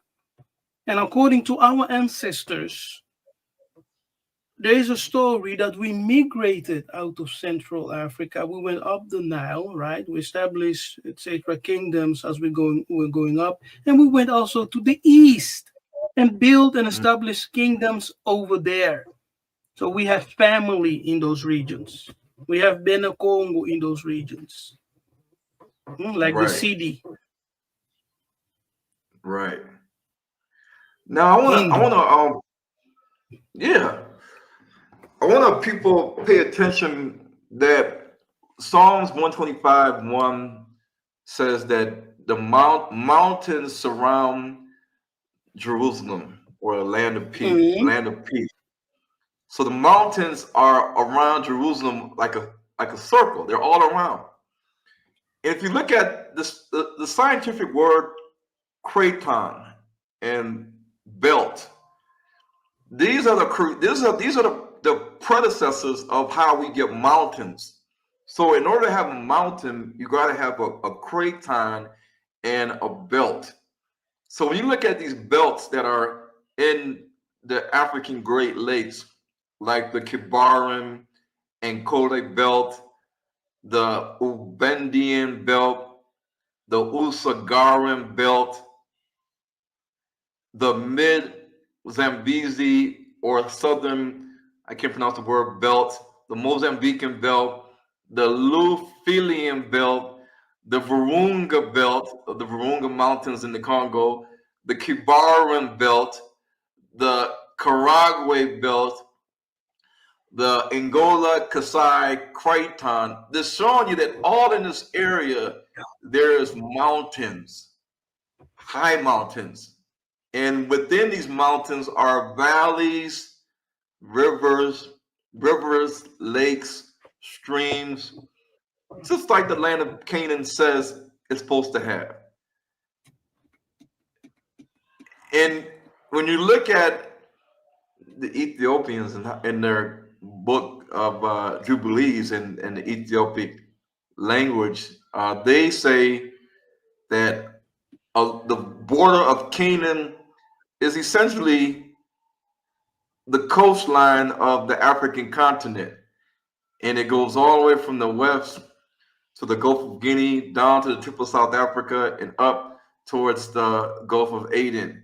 And that the land of Canaan extends south of the territory of Egypt and Cush, but it goes down past the mountains of fire, of volcanic mountains, and it's basically it's passing the Garden of Eden, and it's passing, in the Ethiopian version, it says that in the land of Canaan there are vast waterfalls. Because I had a lady, she's Amharic, and she speaks Amharic, and she knows Ge'ez, and she said, she read it to me, and she says, Ron, in the land of Canaan, it says here that it's a land with a lot of waterfalls. And she says she knows that Africa has a lot of waterfalls. And I said, yes, because Israel is not known to be a land of lakes, great lakes, rivers, waterfalls, streams, mountains, hills. No, that's not Israel. This is in sub-Saharan Africa. And we got to understand that the Bible never lists the word Adam. So, wait, Yaron. Yaron. So, people are not using common sense, right? Does faith in God or believe in God, does that rob you from common sense? No. Because what we're sharing here is common sense. It's science. It's not based on faith. It's based on facts. So when we present something based on archaeological facts, reality, right? We're dealing with things which are, that are. So we're not saying have faith or, just take it by faith. No. The presentation here, what we have shared from beginning up to now, we have showed you, we have broke down. We stand together that Congo, Africa, Sub-Sahara is the Eden, is the promised land, is the Jerusalem, the city of peace, the land of God. The land where God descends and dwells. And so what Yaron is presenting is just overflowing proof. More and more proof. When will we wake up and understand and say, brothers, you're right. We need to change our mind. We need to change the way we think. We need to repent. Because repent literally means renew your mind. Let's put the foolish things behind us. Yeah? Let's mature. The thing is, everybody knows that the Nile River is part of the Garden of Eden, the 4 rivers that come and split. And the Nile River flows into the Mediterranean Sea. It doesn't flow from the Mediterranean Sea into Central Africa. No, it flows from Central Africa into the Mediterranean Sea. And the Nile River is one of the largest and longest rivers in Africa. And then the Kongo River is right behind it. Yeah. And the Kongo River likewise empties into the ocean, into the Atlantic Ocean. So where does this water come from? Where does the water come from to flow with such high velocity to sustain life along the riverbanks and even sustain life in Central or Sub-Saharan Africa? To the point that you see, for a forest to have this much denseness, it has to have water below and water above. So as the Bible states that the land of Canaan will drink from the rains of heaven, and it will have water below, and lakes and streams and rivers and torrents, it must mean that this is a well-watered land. Like Abraham said that Lot, this is a well-watered land. How can the water just disappear in the land of Canaan so that the whole Africa is a desert? No, come on now, guys. Be realistic.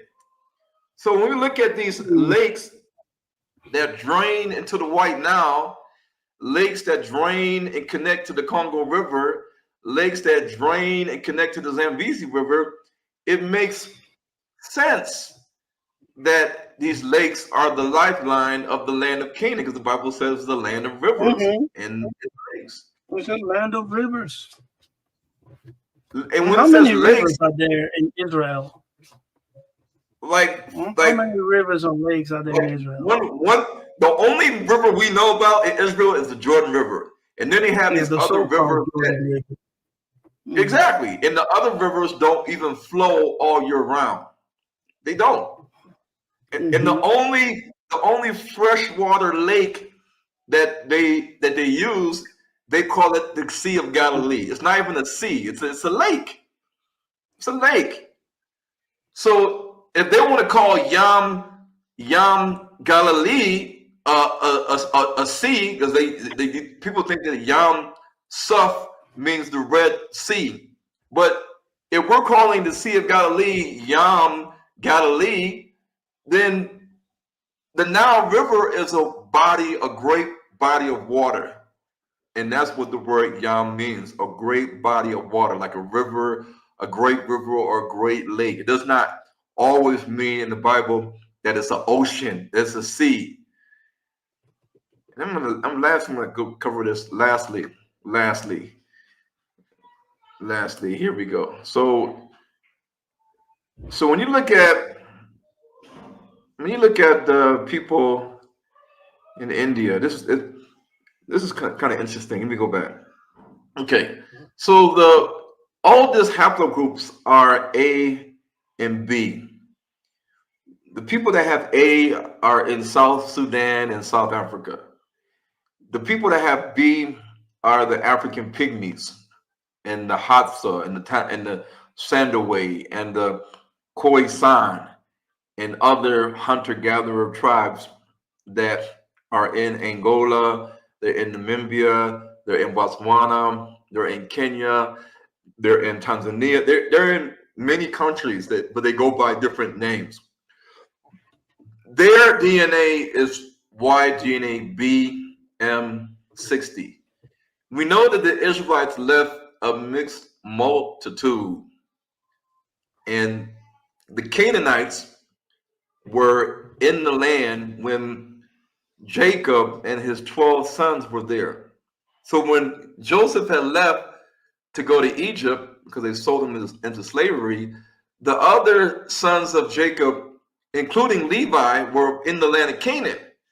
And the Bible states that when they left the land of Canaan to go back to Egypt because of the famine, and Joseph was the ruler of Egypt, it says that the tribes like Levi, Reuben, Benjamin, Manasseh, that they came with their wives and their sons. So the Levites already had 3 sons. Levi already had 3 sons before they went into Egypt with Joseph. So these are your progenitors of the Levites and the high priest.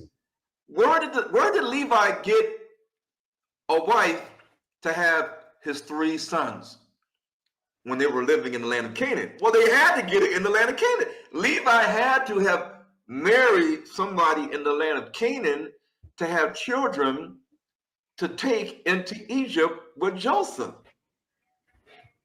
But we don't see the DNA of people that are a so-called mixed multitude in modern day Israel or ancient Israel genetic studies. And it's a known fact that in the movie that I did, the first movie that Kyrie posted, that the Dravidian South Indian language is the closest language to Linear Elamite, Babylonian cuneiform, Assyrian cuneiform, Arphaxad, and Ashur. Even in Kerala, their language is very closely connected to Aramaic, Syriac Aramaic. But their maternal DNA is seen in the Indian continent, is seen in the Pacific Islands, is seen in Eastern Africa, the Horn. But their phenotype is most commonly shared in terms of their skin color and other things, is most commonly shared in parts of Yemen, Socotra, Arabia, East Africa, and the Pacific Islands. There's a reason for that. It's not seen in Caucasians because the Caucasians don't have brown skin. When you look at the Persian religion, and this is something I covered too in the movie, and I think I passed it, but I'm gonna go to this right here. The Persian religion, Zoroastrianism, and I think I had the thing up here. No, it's down further. The Persian religion, Zoroastrianism, is seen mostly in India, second in Iran, third in Pakistan. And this is a true story. I actually know a guy that his mother is Mandinka and his father is Wolof. So he speaks Wolof and Mandinka or Soninke. And I spoke to him. I said, does this word mean this in your language? He said, yes. I said, does this word mean this in your language? He said, yes. And I went through about 20 words. And he said, how do you know my language?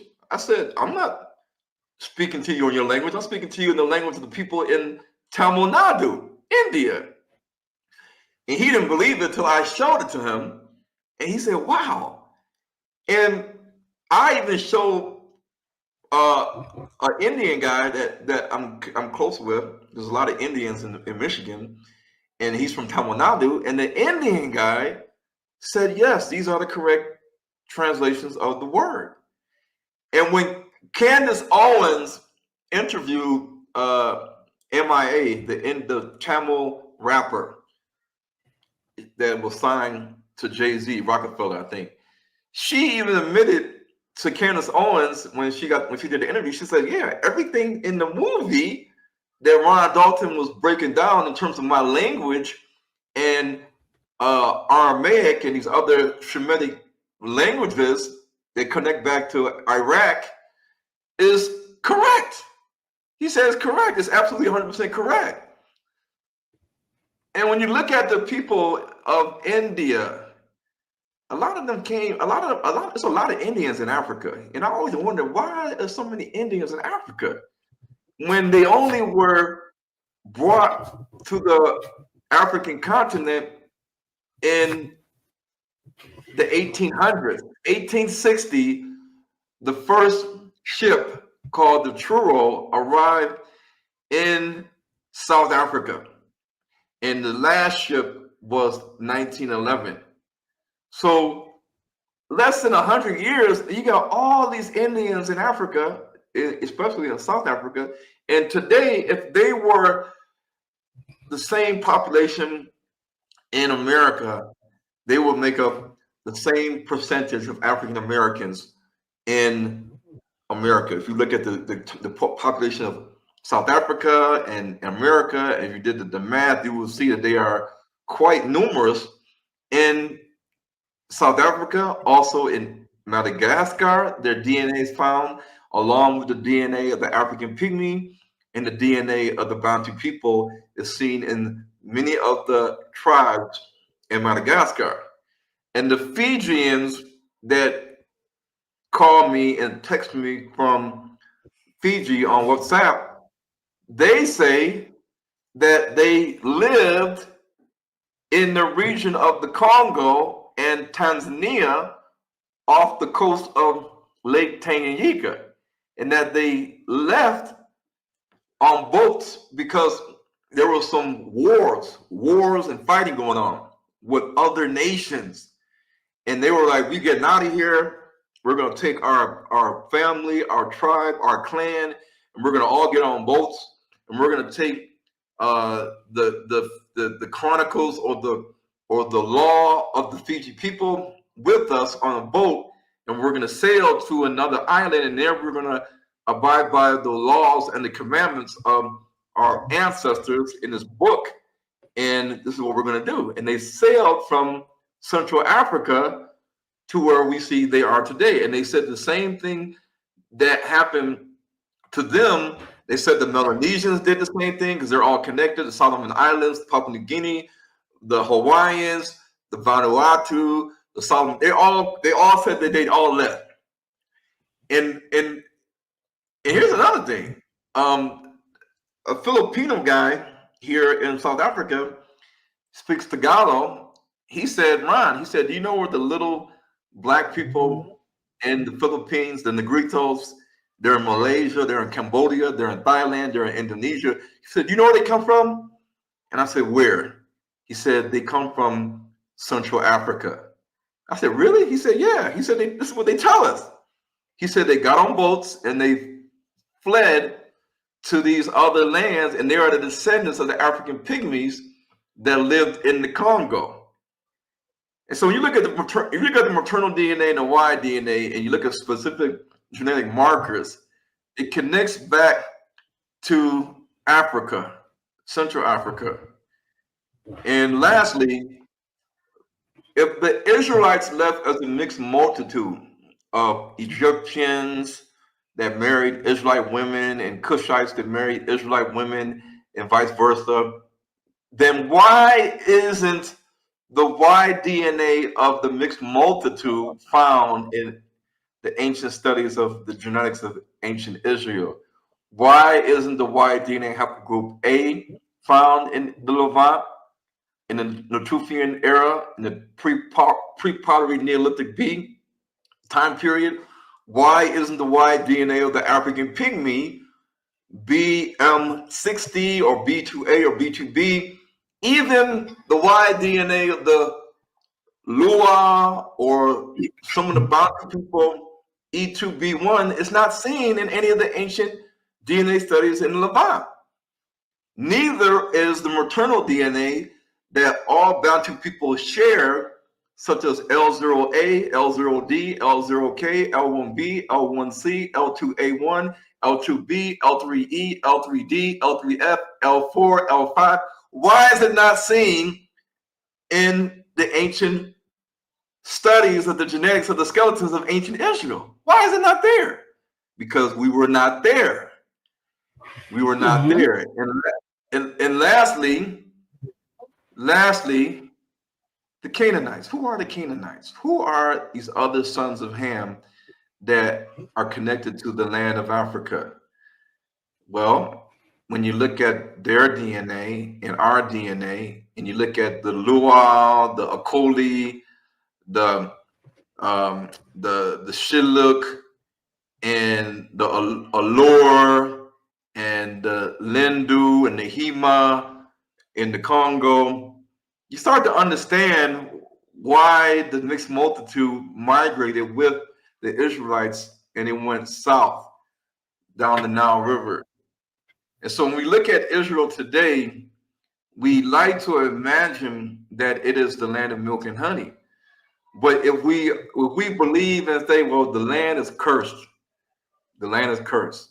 And because it says in Deuteronomy 29 that no grass is going to grow in the whole land of Israel. The whole land of Israel is going to be brimstone, salt burning. Nothing is going to be tilled and sown. You're not going to bear any harvest, and no grass is going to grow anywhere in the land of Israel because of the curses. Well, this is Israel, and Israel does have grass. It doesn't have a lot of grass, but it does have grass. So what do you say about this scripture?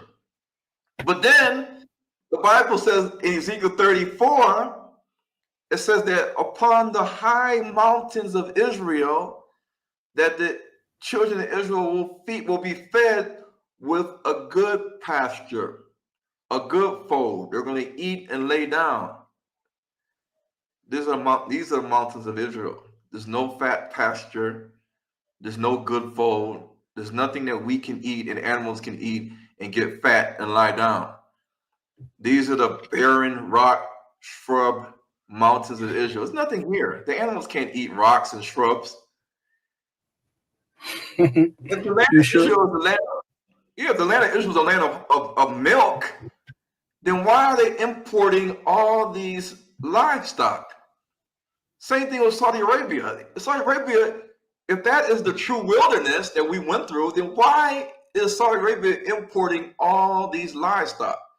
Why is Israel, their main imports in Israel is raw materials and food? Israel imports raw materials, food, and precious metals that they refine. Why is it happening? Thousands of lambs and calves are sent to Israel every year, hundreds of thousands, even almost 1 million. Record imports. In 2019, 700,000 lambs and cows were sent from Europe and Australia to Israel. But this is a land of milk, a land of honey. Israel imports 60 to 70% of its wheat, the wheat harvest, the barley harvest, like the Passover and the Pesach and the Shavuot. Okay, so the Israelites are supposed to keep the Passover and the Shavuot, and they need to have barley and wheat. Then why is Israel importing wheat from Russia and Ukraine, and United States, Romania, and Hungary? Why does Israel have to import grain to feed their livestock? Well, in the Congo and Central Africa, the animals don't need any grain. They can just eat off the land. Look at the milk that he's pouring. Look at the milk the guy's pouring in the buckets from the cows, eating off the mountains of the Congo. Look at the horses grazing on the mountains of the Congo. Fat, green pasture. They're grazing, they're eating, they're lying down after they got full, eating a gigantic buffet of grass. Look at the mountains of the Congo. Look at all this grass for days. Look at the Congo. The Congo is beautiful, man. You know, Africa is beautiful. Congo has many, many, many beautiful places you can visit. This is Jericho. This is Jericho. This is the land of Benjamin. The land of Benjamin is a desert land. Exactly. Where are the mountains at? Where are the mountains? The Bible says that the land of Israel is a land of mountains and hills. Where are the mountains at? I don't see any mountains. I see small hills, but no mountains. Exactly. But also, the Bible, you know, another proof, you know, in addition to the land and the fat pastures that the Bible speaks of, is also the names which are given to us of the Israelite tribes. All those names can be traced back to Bantu African tribes in Africa. Yeah? And that's no coincidence.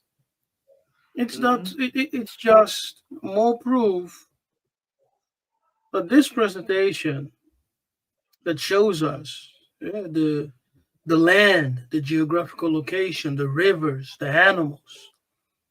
In addition to that, we have the names of the tribes in Africa, which has nothing to do with the so-called Jewish people, but it's Bukoko, it's tradition, it's ancestral tradition. Yeah. I believe Yaron can continue on and on and on and on until we fall dead. You know, someone will fall from the window, and we need to revive him, like in the story of Paul. And in closing, I got a lot of people from Israel, black people from Israel. They think I'm crazy. They think I got a lot of pride. And I tell them, I said, listen, guys. Listen, I said the only reason why there's conflict in the Congo is because the Gentiles want what's there. Other than that, you've heard about Ben Gertler, right? Of Don Gertler. Don Gertler. Do you know him? He's the biggest. He's the biggest. Yes, miner in diamonds in Congo. Oh, yeah. Yes, I remember him. Billionaire. Where does he mine? In Congo. He's a Jewish man. Exactly. Yeah, I know what you're talking about. Yeah. So the Jews, they want Congo. Okay, they want Congo because they know Congo is the land of the Most High. They know. Vatican knows, you know, the powers that be, the cabal, they know Congo is the land of God and the gods. Okay? Yes. Yeah, come on. Yes. The precursor for E1B1A is seen throughout Ethiopia, Kenya, Tanzania, as well as the E1B1A haplogroup is seen also in the same areas. So the migration of the Israelites from Egypt through the wilderness into the interiors of Africa and mixing with the Canaanites and the Cushites and the Egyptians, mutations started to happen on a genetic level, creating E1B1 to E1B1A. So in the DNA of Bantu people, it's a mixture of Israelites and Canaanites and Cushites and Egyptians, because we intermarry with their women. And here we have the Israelites today, and the other nations are the Gentiles. And I'm gonna end it right there. Stop sharing. Brothers and sisters, the presentation of tonight is mind-blowing.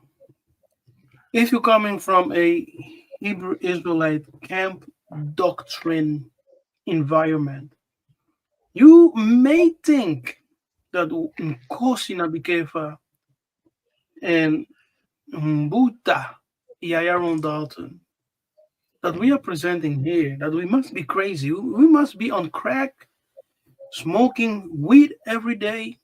Our brain is not working anymore, right? We just lost it. No, but the reality is that the Bible is very clear. The prophecies are very clear.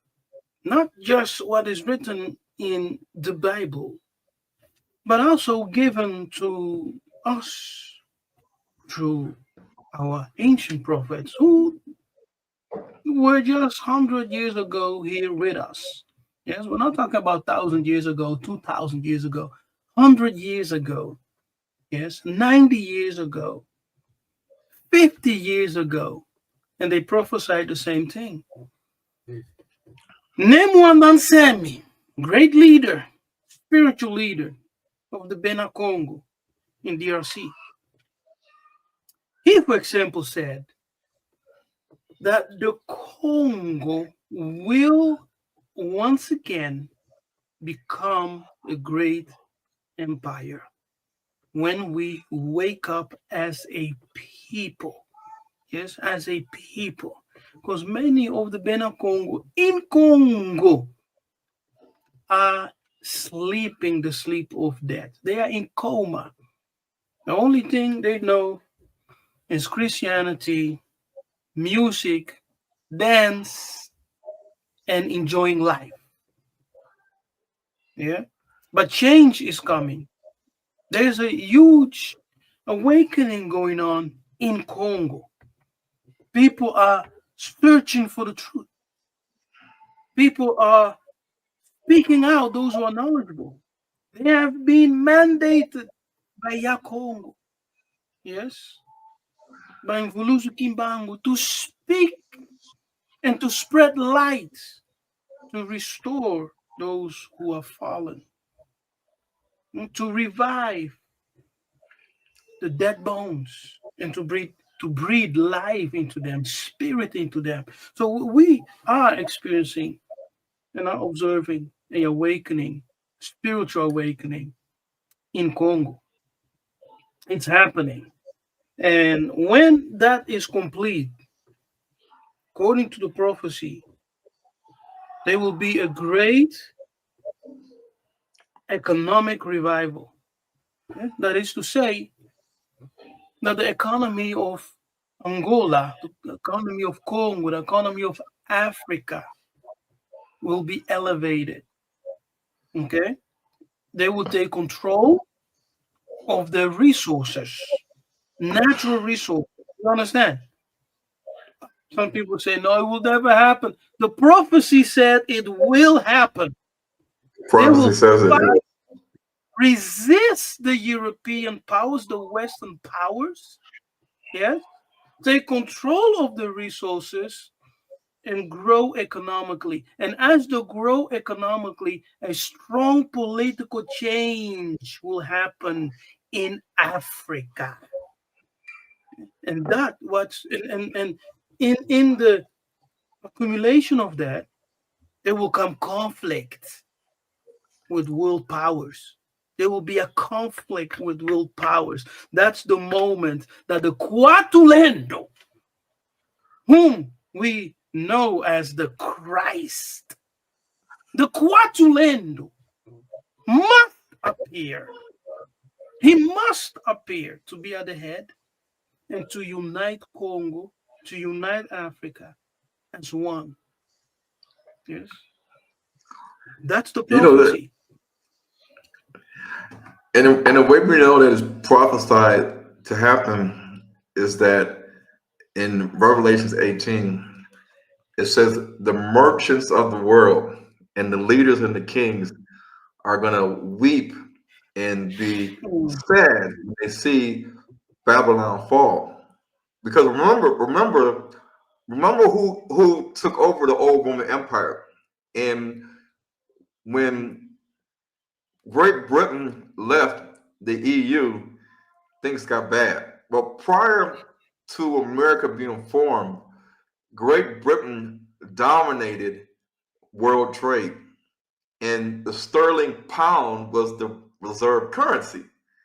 When United States became independent from Great Britain in 1776, the United States came on the scene as the #1 world trade leader, and the dollar became the world reserve currency.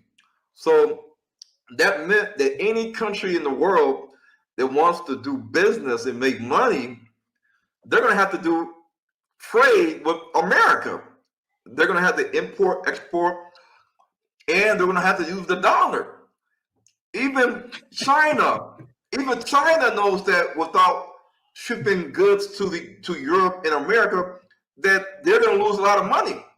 So the tariffs that's happening right now to Europe and to Canada and Mexico and China is hurting them, because America is a global trade partner, and the merchants of the world, they're not going to want to see the United States fall. But the Bible says that they're going to see Babylon burning with fire and smoke rising to the sky like a furnace. And there's going to be famine in the land. So people are going to be starving. And this is showing you that when the West falls, the euro, the pound, the dollar, that people are going to feel it. They're going to see it on TV, and they're going to wonder what just happened. And the only way Babylon is going to fall is if there is an antagonist that is against Babylon, because either the Most High is going to supernaturally create famines and burn down Babylon, or the Most High is going to have other nations attack Europe and America. And what do we see the EU is doing? They're gearing up for war. What do we see America doing? They're gearing up for war. What is Iran doing? Iran is gearing up for war. Yeah. Yeah, that's right. It's the latter. War. Yeah, the Most High will not descend to fight people, okay, to fight nations. No. The judgment of the Most High always comes through people, through nations. And so nations will come in conflict with each other and wage war. They will wage war. But we have Keep it. I got one last thing. There's a guy from South Africa. He lived in the United Kingdom for a while, and then he left and went to Australia. He told me the other day, he said immigration of the Arabs and other nations, Russians, is destroying Europe.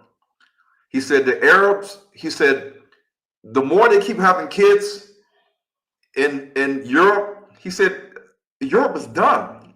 And I said that's the same thing happening right now in America. Massive immigration is collapsing the society from within.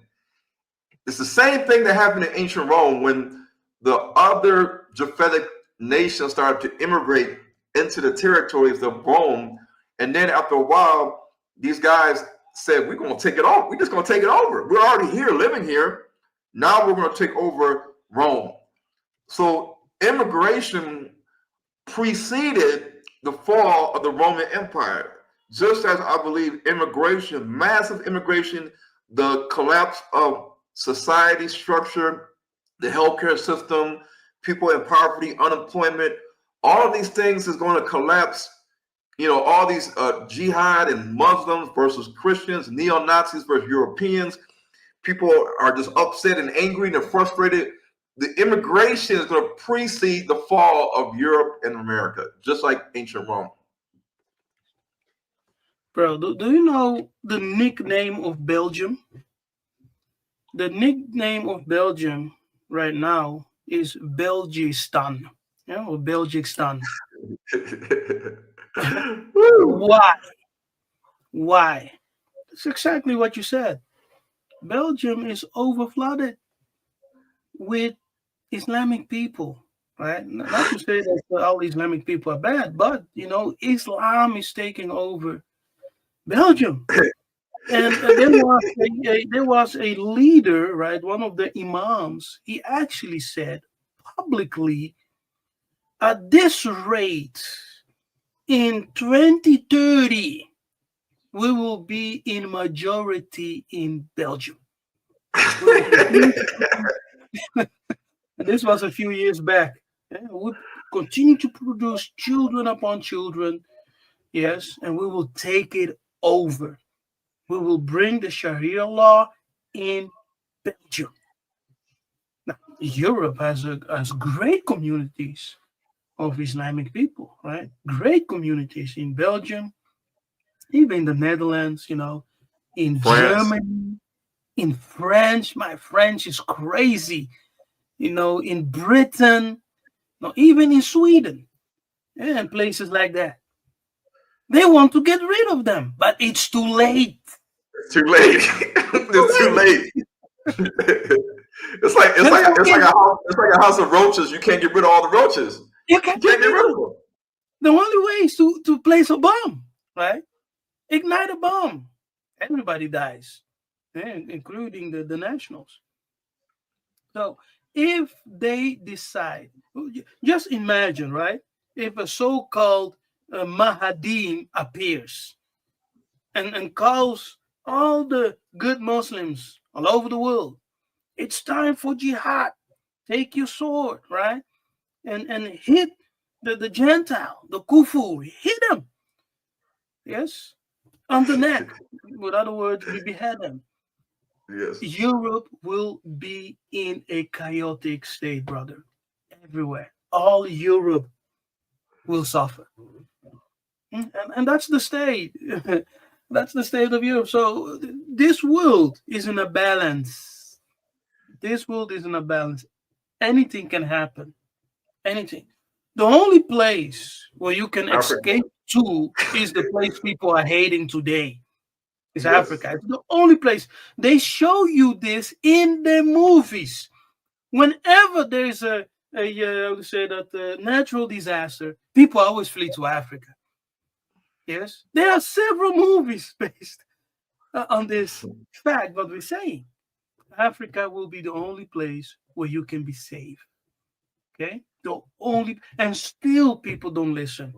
That's why Kimbangu said many of you guys will die. That's not to glorify, but because you don't listen, your only salvation will be death. Why do so many black Israelites believe, because they're in Ashkelon, they're in Tel Aviv, they're in Hebron, they're in Dimona, they believe that because they're in the Holy Land that they are going to be saved and at peace and rest and safety? Nothing's going to happen to them because they're in the Holy Land. Oh man, our elders say there are two ways of salvation. The first way of salvation is through knowledge, right?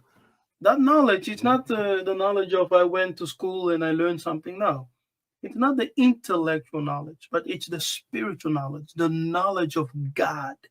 Yes, and Zila Kongo, the way of Kongo, the way of God. That's the knowledge. Because that knowledge, according to Bukoko ancestral tradition, is greater than Mbongo, than wealth. Okay? It's greater than natural intellect, which is also Mbongo. It's greater. That's the knowledge of God. So the spirituality of the Bena Congo is a spirituality of knowledge. not knowledge of men, knowledge of God, spiritual science. Second way of salvation, yes, because that knowledge, by the way, gives illumination, and illumination brings salvation of the soul. The second way you can be saved is through suffering. Is through suffering. That's why the Most High allows certain people to suffer. Even Paul was aware of this. Yes, he said, surrender them to the devil if they don't want to listen, so that they can be punished in the flesh and so that their soul can be saved. Right? It's in the New Testament in one of his writings. Even he mentions it. So that's the wisdom. That's our ancestral wisdom. So we have to choose. Rather, you listen to what we say. Yes, you illuminate your mind, your spirit, your soul, and you get saved by following the prophecy and the instruction that we are, bringing forth.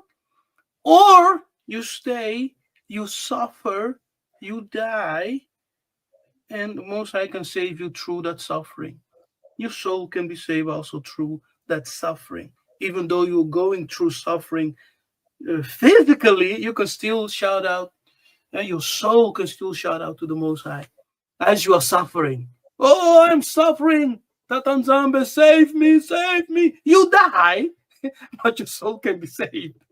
And that's the wisdom of ancestors. See, I choose, the first option. Just give me the knowledge, Give me the knowledge. I will just go. Let me be a fool for the Most High. Okay? Let me be the fool, follow the way of the Most High, follow the prophecy, and save my house, my family, and whosoever is listening to me, to us, and getting this knowledge. That's the only thing we can do. We must accept that people call us fools. Because at the end, the fool will be the wise.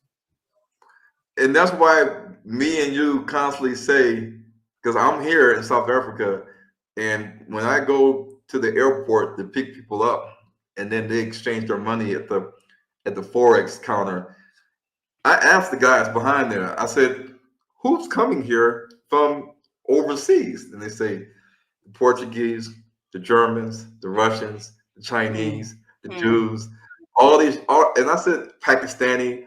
I said, why are they coming here? He said they love it here. And when you talk to the people that have the shops, you talk to the Pakistanis and the Russians and the Portuguese and the Germans and all these other nations, you say, well, why don't you go back home? You don't want to be back in Somalia or Pakistan or Russia or Portugal? And they say, no, are you crazy? They say, we love it here. Yes. You're crazy. It's the same thing about Botswana. It's the same thing about Botswana, and the same thing in Zambia. Same thing in all these countries like Angola. I'm sure you see the Gentiles coming into Luanda. Oh man, you know what the Gentiles are saying about Angola? They're saying Angola is the place to make money now. If you want to make money as a foreigner, you have to go to. And they are telling me, right, as an Angolan, these foreigners. I said, yeah, I'm Angolan, brother. I'm Angolan. I know what you're saying. So we're talking about the exact same people you mentioned, the Europeans and the Asians, right? We even have Lebanese in Congo and Angola. And they're doing big things there. They love it there. They don't want to return to Lebanon or to Libya or Tunisia. They love it there in Central Africa. Why? Are they experiencing something you're not? Are they seeing something you're not? Maybe. Because in the mind of most of our people, Africa is a destroyed place. Yes, Africa is no place for a human being to live. You need to overcome it. That's a lie of the devil. Okay? It sure is. Yeah. Africa is the greatest place to live. That's why, they continue to show you the false images, children with hungry bellies and flies coming all over them. If you go to Africa, of course, you will find rich people You will find, people are doing okay. You will also find people are struggling, and you will find the poor. The same you find in America, right? America, Yes.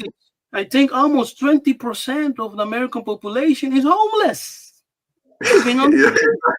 exactly. It is. Yes, it Eh? is. You Yeah. will never see that percentage of homelessness in Africa. No. No.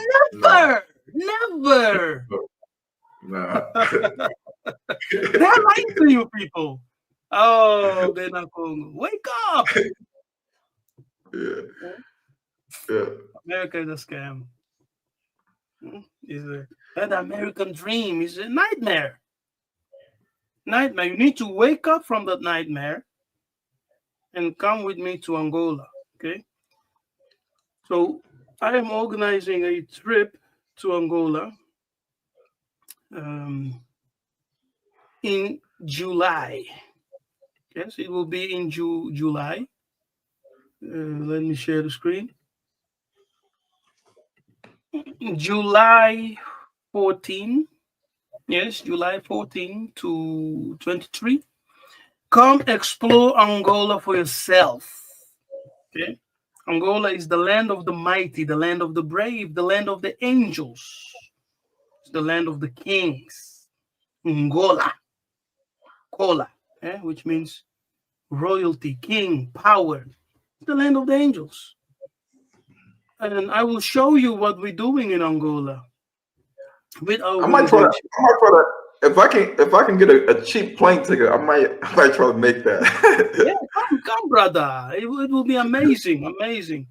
I will, of course, I will be there with Byron. I will be with another associate of us, Chuba. Myself, and a few other people who signed up. So we should meet. We should meet. You, the giant, and me, little David. We should come together and roar like the lions we are. We should roar. And we are doing great things in Angola, people. I'm telling you. We have bought hectares of land, yes, and we are building the Angola diaspora community for the diaspora, those who want to eventually repatriate back. We do everything for you. We have an entire program and strategy to set you up.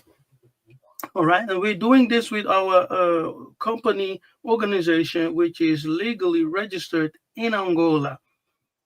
We have architects, we have engineers. Right now, we are designing the homes. We already have a layout of the land. Yeah, exactly. We will have room for around 200 homes. We will have a 2.4 acre, almost 2.4 acres on commercial space. We will have sport areas, schools, training centers, community centers. Brothers and sisters, you need to come to Angola and see it for yourself. The land, and the project. We just had a Zoom conference, I think 2 weeks ago, something. We are organizing another Zoom conference where we will talk about the business opportunity in Angola. Yes, what businesses can you start in Angola that can make you money so you can survive in Angola? You have money, right? So you can support your family, but also build the Angola economy and provide jobs for the local youth. Yeah, very important because we want to elevate our own people. And so we're building the Angola of the future. If you're interested about the trip, email me at info@angolainvestmentgroup.com. You can also email me at the same email address if you're interested in what we're doing in Angola. And by the way, I just received message today, right now, from our people in Angola that the Angolan government has decided to how do you say that to fasten the development of the area where we are, because we find ourselves near the new international airport in the province which is called Ikolebengo, which is neighbor with the capital city, Luanda. And the government wants to create new Luanda in that area.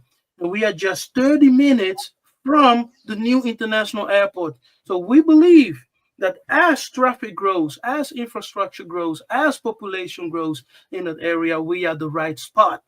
The land will increase in value. It will continue to develop. So those who are investing with us now, right, through our organization, Gold Investment Group, they will have something great for the future. And that's it, brothers and sisters. And of course, not to take away from, oh, wait a minute. How do I remove? Okay, not to take away from what Ron is doing also in South Africa. And what was it? Another, not Mozambique, Botswana? Was it Botswana? Yeah. You can talk about what you're doing, brother. Well, we got 2 diasporan groups, and we're doing business investment, and then also land acquisition and development for community.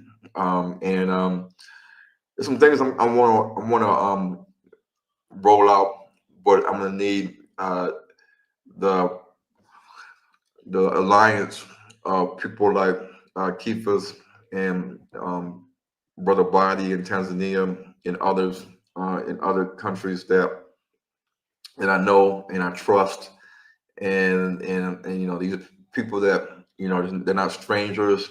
They understand what time it is, what they understand the prophecy, and they're willing to help and ready to help the diaspora. So you can contact me on Hebrews to Negroes at yahoo.com, and you can follow the movies and the teachings that I do on h2ntv.com.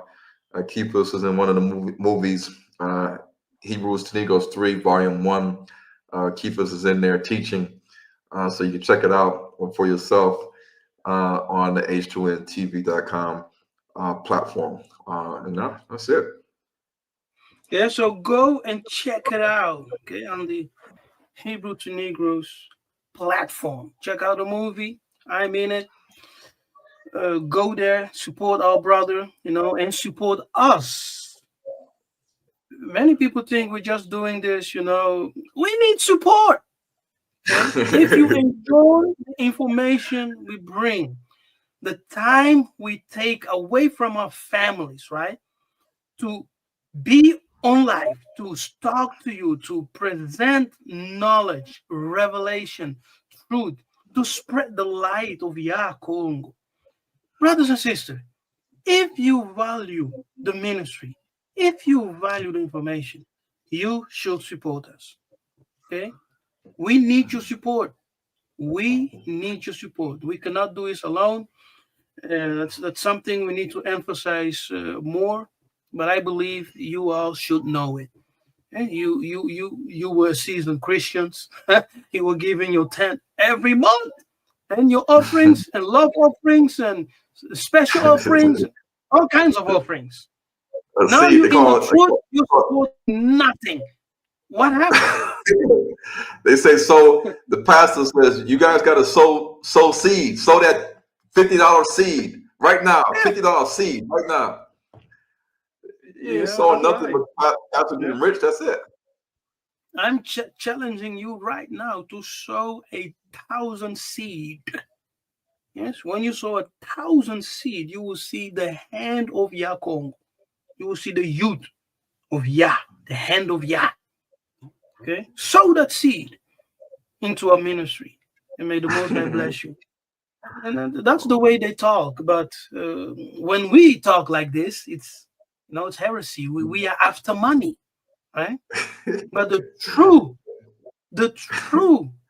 I would say that prosperity teaching is from the Congo, because we walked on gold. We truly walk on gold.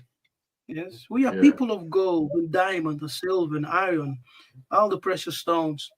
So we need your support. Support, Ron Dalton. Yeah, support me, Nambikefa. Join our trip to Angola with some good luck. Ron will also be there. We will meet. Hey, Ron, I'm telling you, if you are able to join this, we will have the best of time. if you are able to make it, we will have the best of time. You sow some seed. Help a brother out. Help us sow seed. I got a large family. Man, I need more money. Okay, the project that we are doing right now, my pockets are empty, man. I need more, because what we are doing here is not to build a kingdom of our own, right? But we are preparing the way for our people to be able to return. If I don't buy hundreds of hectares today, tomorrow the foreigners will have it. Do you know how much land the foreigners are buying in Africa, in Angola? Right? We have the Chinese, the Lebanese, the Asian, the Russians. They are buying land. See? In Angola. Right? That's crazy. But when we say, let's put money together, we need to buy more hectares of land, more acres of land. People are like, why should I support you? Why? Tomorrow you will cry. Yes, tomorrow you will be the one saying, oh man, I should have supported them. Be careful, man. I should have supported Ronaldo. Now we're here stuck. Yeah. And that's what we're trying to do. Yes, ask those who are anointed. Anointed one also means Messiah. Ask those who are anointed to prepare the way for the people, for the Exodus. You all who listen to us, who follow our message, you should support. Definitely. Because this work is not a work of one man. We are just at the forefront, but it's a work of a community. We need to do it together. Otherwise, it will be very difficult. We need to do it together. And so we appreciate you guys. Yes, thank you for watching. Special thanks to Bobby Clark for his super sticker. Matondo Nzambi Abenisa. May the Most High bless you for a generous gift. May He remember you, right? And make you prosperous in all your works. Ingeta, we appreciate all of you who were here from the beginning to the end. We talked about the Ark of the Covenant, the CIA. What do you say about people that listen to what that guys, the Manny Kongo said about the Ark of the Covenant, and they still say, nope, it's in Israel. The Ark of the Covenant is in Israel. That guy, he's whatever he's talking about, he doesn't know what he's talking about. Yeah, brother, and that's what we're dealing with, right? That's so what we're dealing with. They rather listen to the CIA and the Gentiles tell them the Ark of the Covenant is here, but then when a black person, a real Israelite, is telling you about the Ark of the Covenant, then you want to say, no, you're making this all up. Yeah, Ron. It's crazy. But that's the reality, right? A real Israelite, not just a common fella, a king, right? Who has the mandate from the Most High, who told them, you need to reveal the truth. And this is the truth. ABC. He's revealing the truth. He's talking. He's giving interviews. He wrote a book. Still people will say, nah, that isn't it. It's the state of Israel. It's in Ethiopia, right? It's in Ethiopia. No, brothers and sisters, come on. Come on. Come on. When a mother, let me say this, when a mother gives birth to a child, where is that child hidden for 9 months? Yeah, in the womb, right? In the womb. That womb is also called Kalunga. Kalunga is one of the names of God. That Kalunga represents the place of origin. And the place of origin is not Ethiopia, right? That's what was called ancient Abyssinia. No, it's not the state of Israel, that location. No, the birthplace, the cradle of civilization is Congo Kachopa, Central Africa. You see? Africa, Congo Kachopa, Central Africa. That's the birthplace. So we need to return there. That is the mother. That's the mother. No wife gives birth to her ear, yeah, but always life grows in the womb, which is Kalunga, the place of water, Kalunga, the central place. We can say so much, but we appreciate you guys listening in.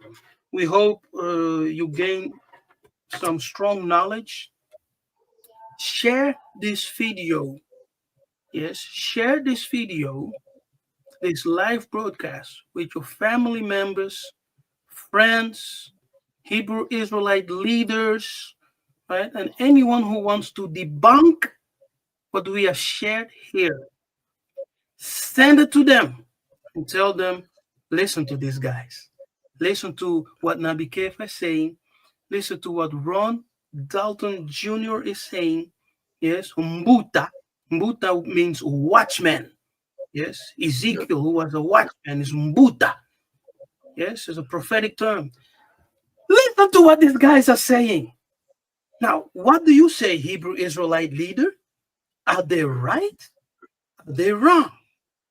If we're wrong, you guys all need to go to Palestine. Enjoy the Jews in the elimination, right, of the Palestinians.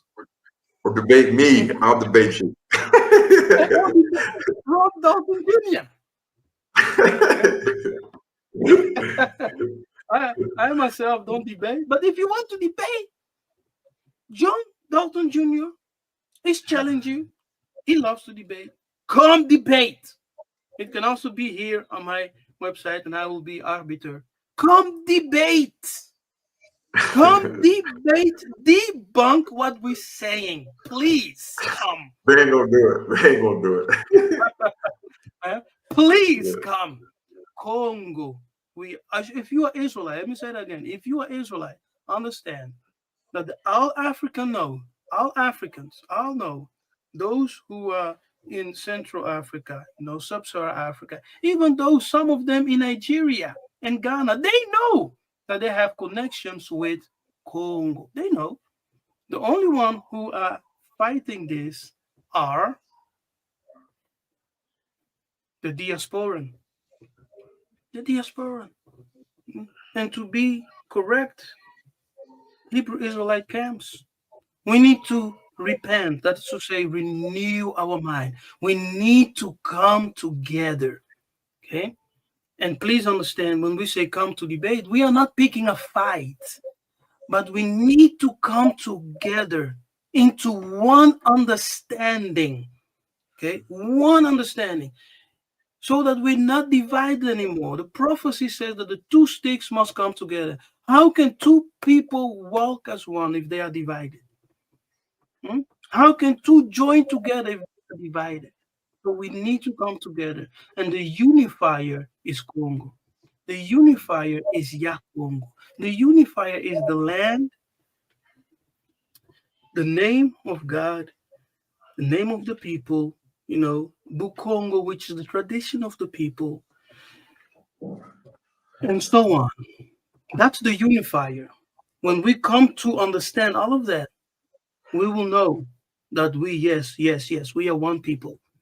And the motherland, the cradle of civilization is Congo. We will come together. We will kick them out. In Africa, Ron, let me tell you this. 3 years ago, I had this vision, right? I was sleeping and I woke up in shock because in this vision, I was transported to Africa. And as I arrived in Africa, I found myself in Central Africa. Yes, to be precise, in DRC.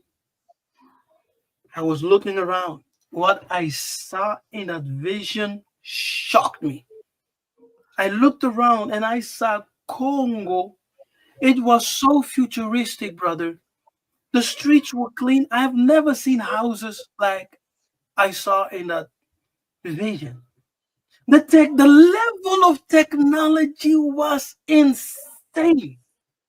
It was almost magical, divine, incredible. The transport system that they had was not of this world. Yes, people were, being transported by hovering machines, which hover above ground and even in the air. People were growing to a certain, like cabins and being transported from one location to another. Hey, brother, it was crazy. When I came out of that vision, I was told that in the future, in the near future, it's actually already happening. The Most High told me by the Spirit that the children of Africa, and it was 3 years ago, they will begin to invent things what the world has not yet seen.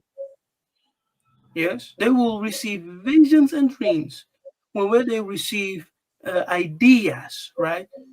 Complete schematics, complete details on what to do, how to put things together, and they will make it without any resources, any assistance from the European. They will just take trash from the street, from the junkyard, and put things together that are amazing. And that will be the foundation for the technological change that is coming. Yes. Africa will come with the most powerful technology. You don't need to believe me. Just write down what I say. After 5 years, let's talk again. 5 years from here, let's talk again. Yes, and you will see it yourself. If you don't believe me, people, So, write it down. Yes, and tell judge them, the policy. tell them what Kanda means in Kikongo. Kanda, Kanda, Kanda. yes, kanda can mean several things, right? It really depends from the context. But when we look at the word kanda itself, it has several meanings. One of them can be kanda as a book. Yes, what we say mukanda, a book. And that can also be a holy book or just a writing. Kanda can also refer to a tribe, right? Tribe or a house. Yeah? Mukanda can also mean of my house. It means a tribe, like Mavila. Mavila also means a tribe. Mavila can also mean a hidden one or those who are hidden, according to Psalm 83, right? A Yeah. conspiracy against the hidden ones of the Most High. Um, The reason why I'm asking you this because Dr. King, his wife is from the Kamba tribe, and the Kamba people, Kamba, they're in Kenya, but they say they came from the Congo, mhm. and you either can say Akamba, Bakamba, Wakamba. and it means like the people of Kamba, or the descendants or the sons of Kamba. So when Stan Lee made the movie Wakanda, it's almost like he's saying these are the people of the book, or the people of the tribes, These or are the the house. people of the tribes. Yes, yes, yes. Yeah. Because I looked it up. I said the word Kanda, like in Wakanda, means book. And Yes. the Israelites are the people of the book. Of the book. See, you put one and one together. Well, it's not that hard to understand. But you need to have the revelation, the revelational spirit of Congo. That's why you can understand this. You have the spirit of Congo. And many here in the chat have that same spirit. Wakanda means the people of the book, because Kanda also means book of writing. Yes. And Wakanda can also mean the people of the house, right? Or the great tribe. So we are the people of the book. We are the people of the great tribes. Yeah. I've seen it because Charles, you talked to Charles, I think. He was trying to connect us with Congo destinations. I've seen a sign in the Congo, and it said Wakanda, just like the movie. And I said, Charles, what does it Oh, mean? Wakanda. It's in the DRC. And he laughed. He said, oh, brother, he said that's from us. And they said they got it from us. And he broke it down for me. I said, man, the Gentiles have known all along who we they are. have known all along. The only people are ignorance, and who choose to remain ignorant, we ourselves. Because when we bring out the truth, they think we're crazy. This Ron is it's crazy, insane. What? The true land of Israel is in Africa. Canaan is Africa. Yes, Canaan is Africa. Promised land is right here. But, yeah, Ron, I believe I told you the story of Alexander the Macedonian, right? The Jews have this story. That story is crazy. So the Jews, it's a rabbinical tradition, written in the books, right? Like the commentaries. What's that book called? The histories? Which one? No, it's the commentary. It's like Talmud, right? So they say that when Alexander the Macedonian, right, the king of the Greeks, when he entered into the areas of Palestine, he wanted to go into the interior of Africa. So he told the priests, the Levites who were living in those areas, he told them, I want to go and visit Kemet in the interior of Africa. The priest told him, no, you cannot. It's too dangerous. You're not prepared to go there. But he insisted. So eventually, they arranged to bring him to Kemet and to the interior of Africa. So he entered into Africa. I'm keeping the story short. He entered into Kemet. He descended, right? He went up, actually, followed the Nile, and he came into the territory of Congo. And according to the story, as he entered into the territory of Congo, there he witnessed the entrance of the Garden of Eden. Now, it's not me, Nabi Kefa, saying this. No, it's a story in the Talmud, Jewish stories. It's not me.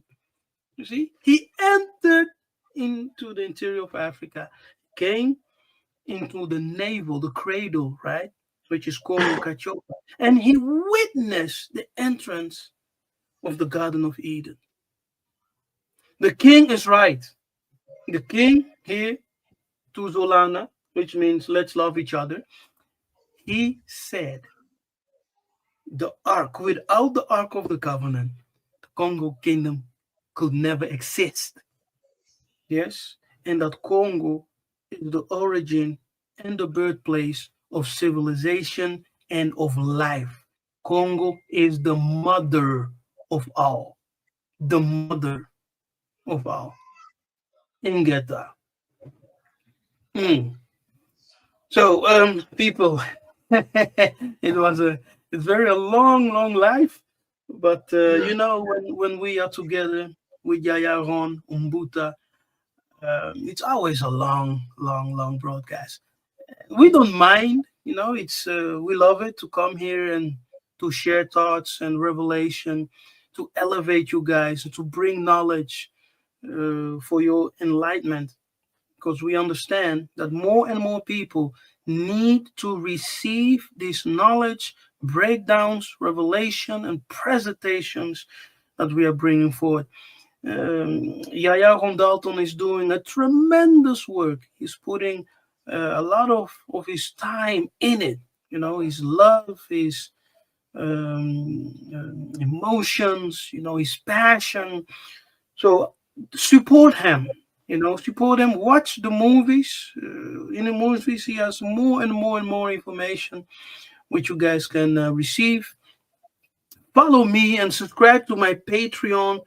I also have a lot of teachings on there which are not on YouTube. And when you become a Patreon member, the link is always in the description box. You can also have access to my Samba classes, right? Sabbath classes, where we go quite deep. If I teach those things which I teach in my Samba classes on YouTube, I will be crucified. I will be crucified. So I dare you, if you want more, come join, and you will find out for yourself why people are hating this information, because the truth is stranger than fiction, and that's a reality we're living in today. It's easier to believe the lie. We thank you. We appreciate you. I don't know if you have any last words, yeah, Ron. No, I'm good. I'm good. You're good? Okay. Mhm. So until we meet again, may Congo reign. Kembo, Kembo, Kembo. Natata Nzambi ya Manzulu. Ya Congo. Nzambi ya Bankulu. Ingeta. Good.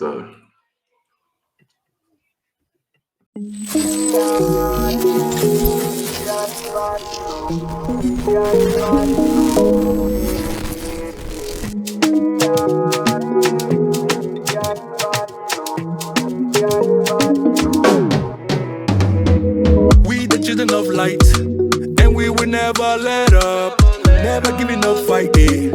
We didn't make it through the night, yeah. Done the crawling all night, but keep your head up, Charlie. We were made for this life, yeah. Wait to see how we rise up. We've been down for too long, waiting for a come up. Better days around the corner. All the pain made us stronger, yeah. We aim for the long run, keep on surviving in this war for no reason. Now we changing the season, yeah. Storm is over now. Storm is over now. Me, I say storm is over now. Storm is over now. Storm is over now. Me, I say storm is over now. Storm is over.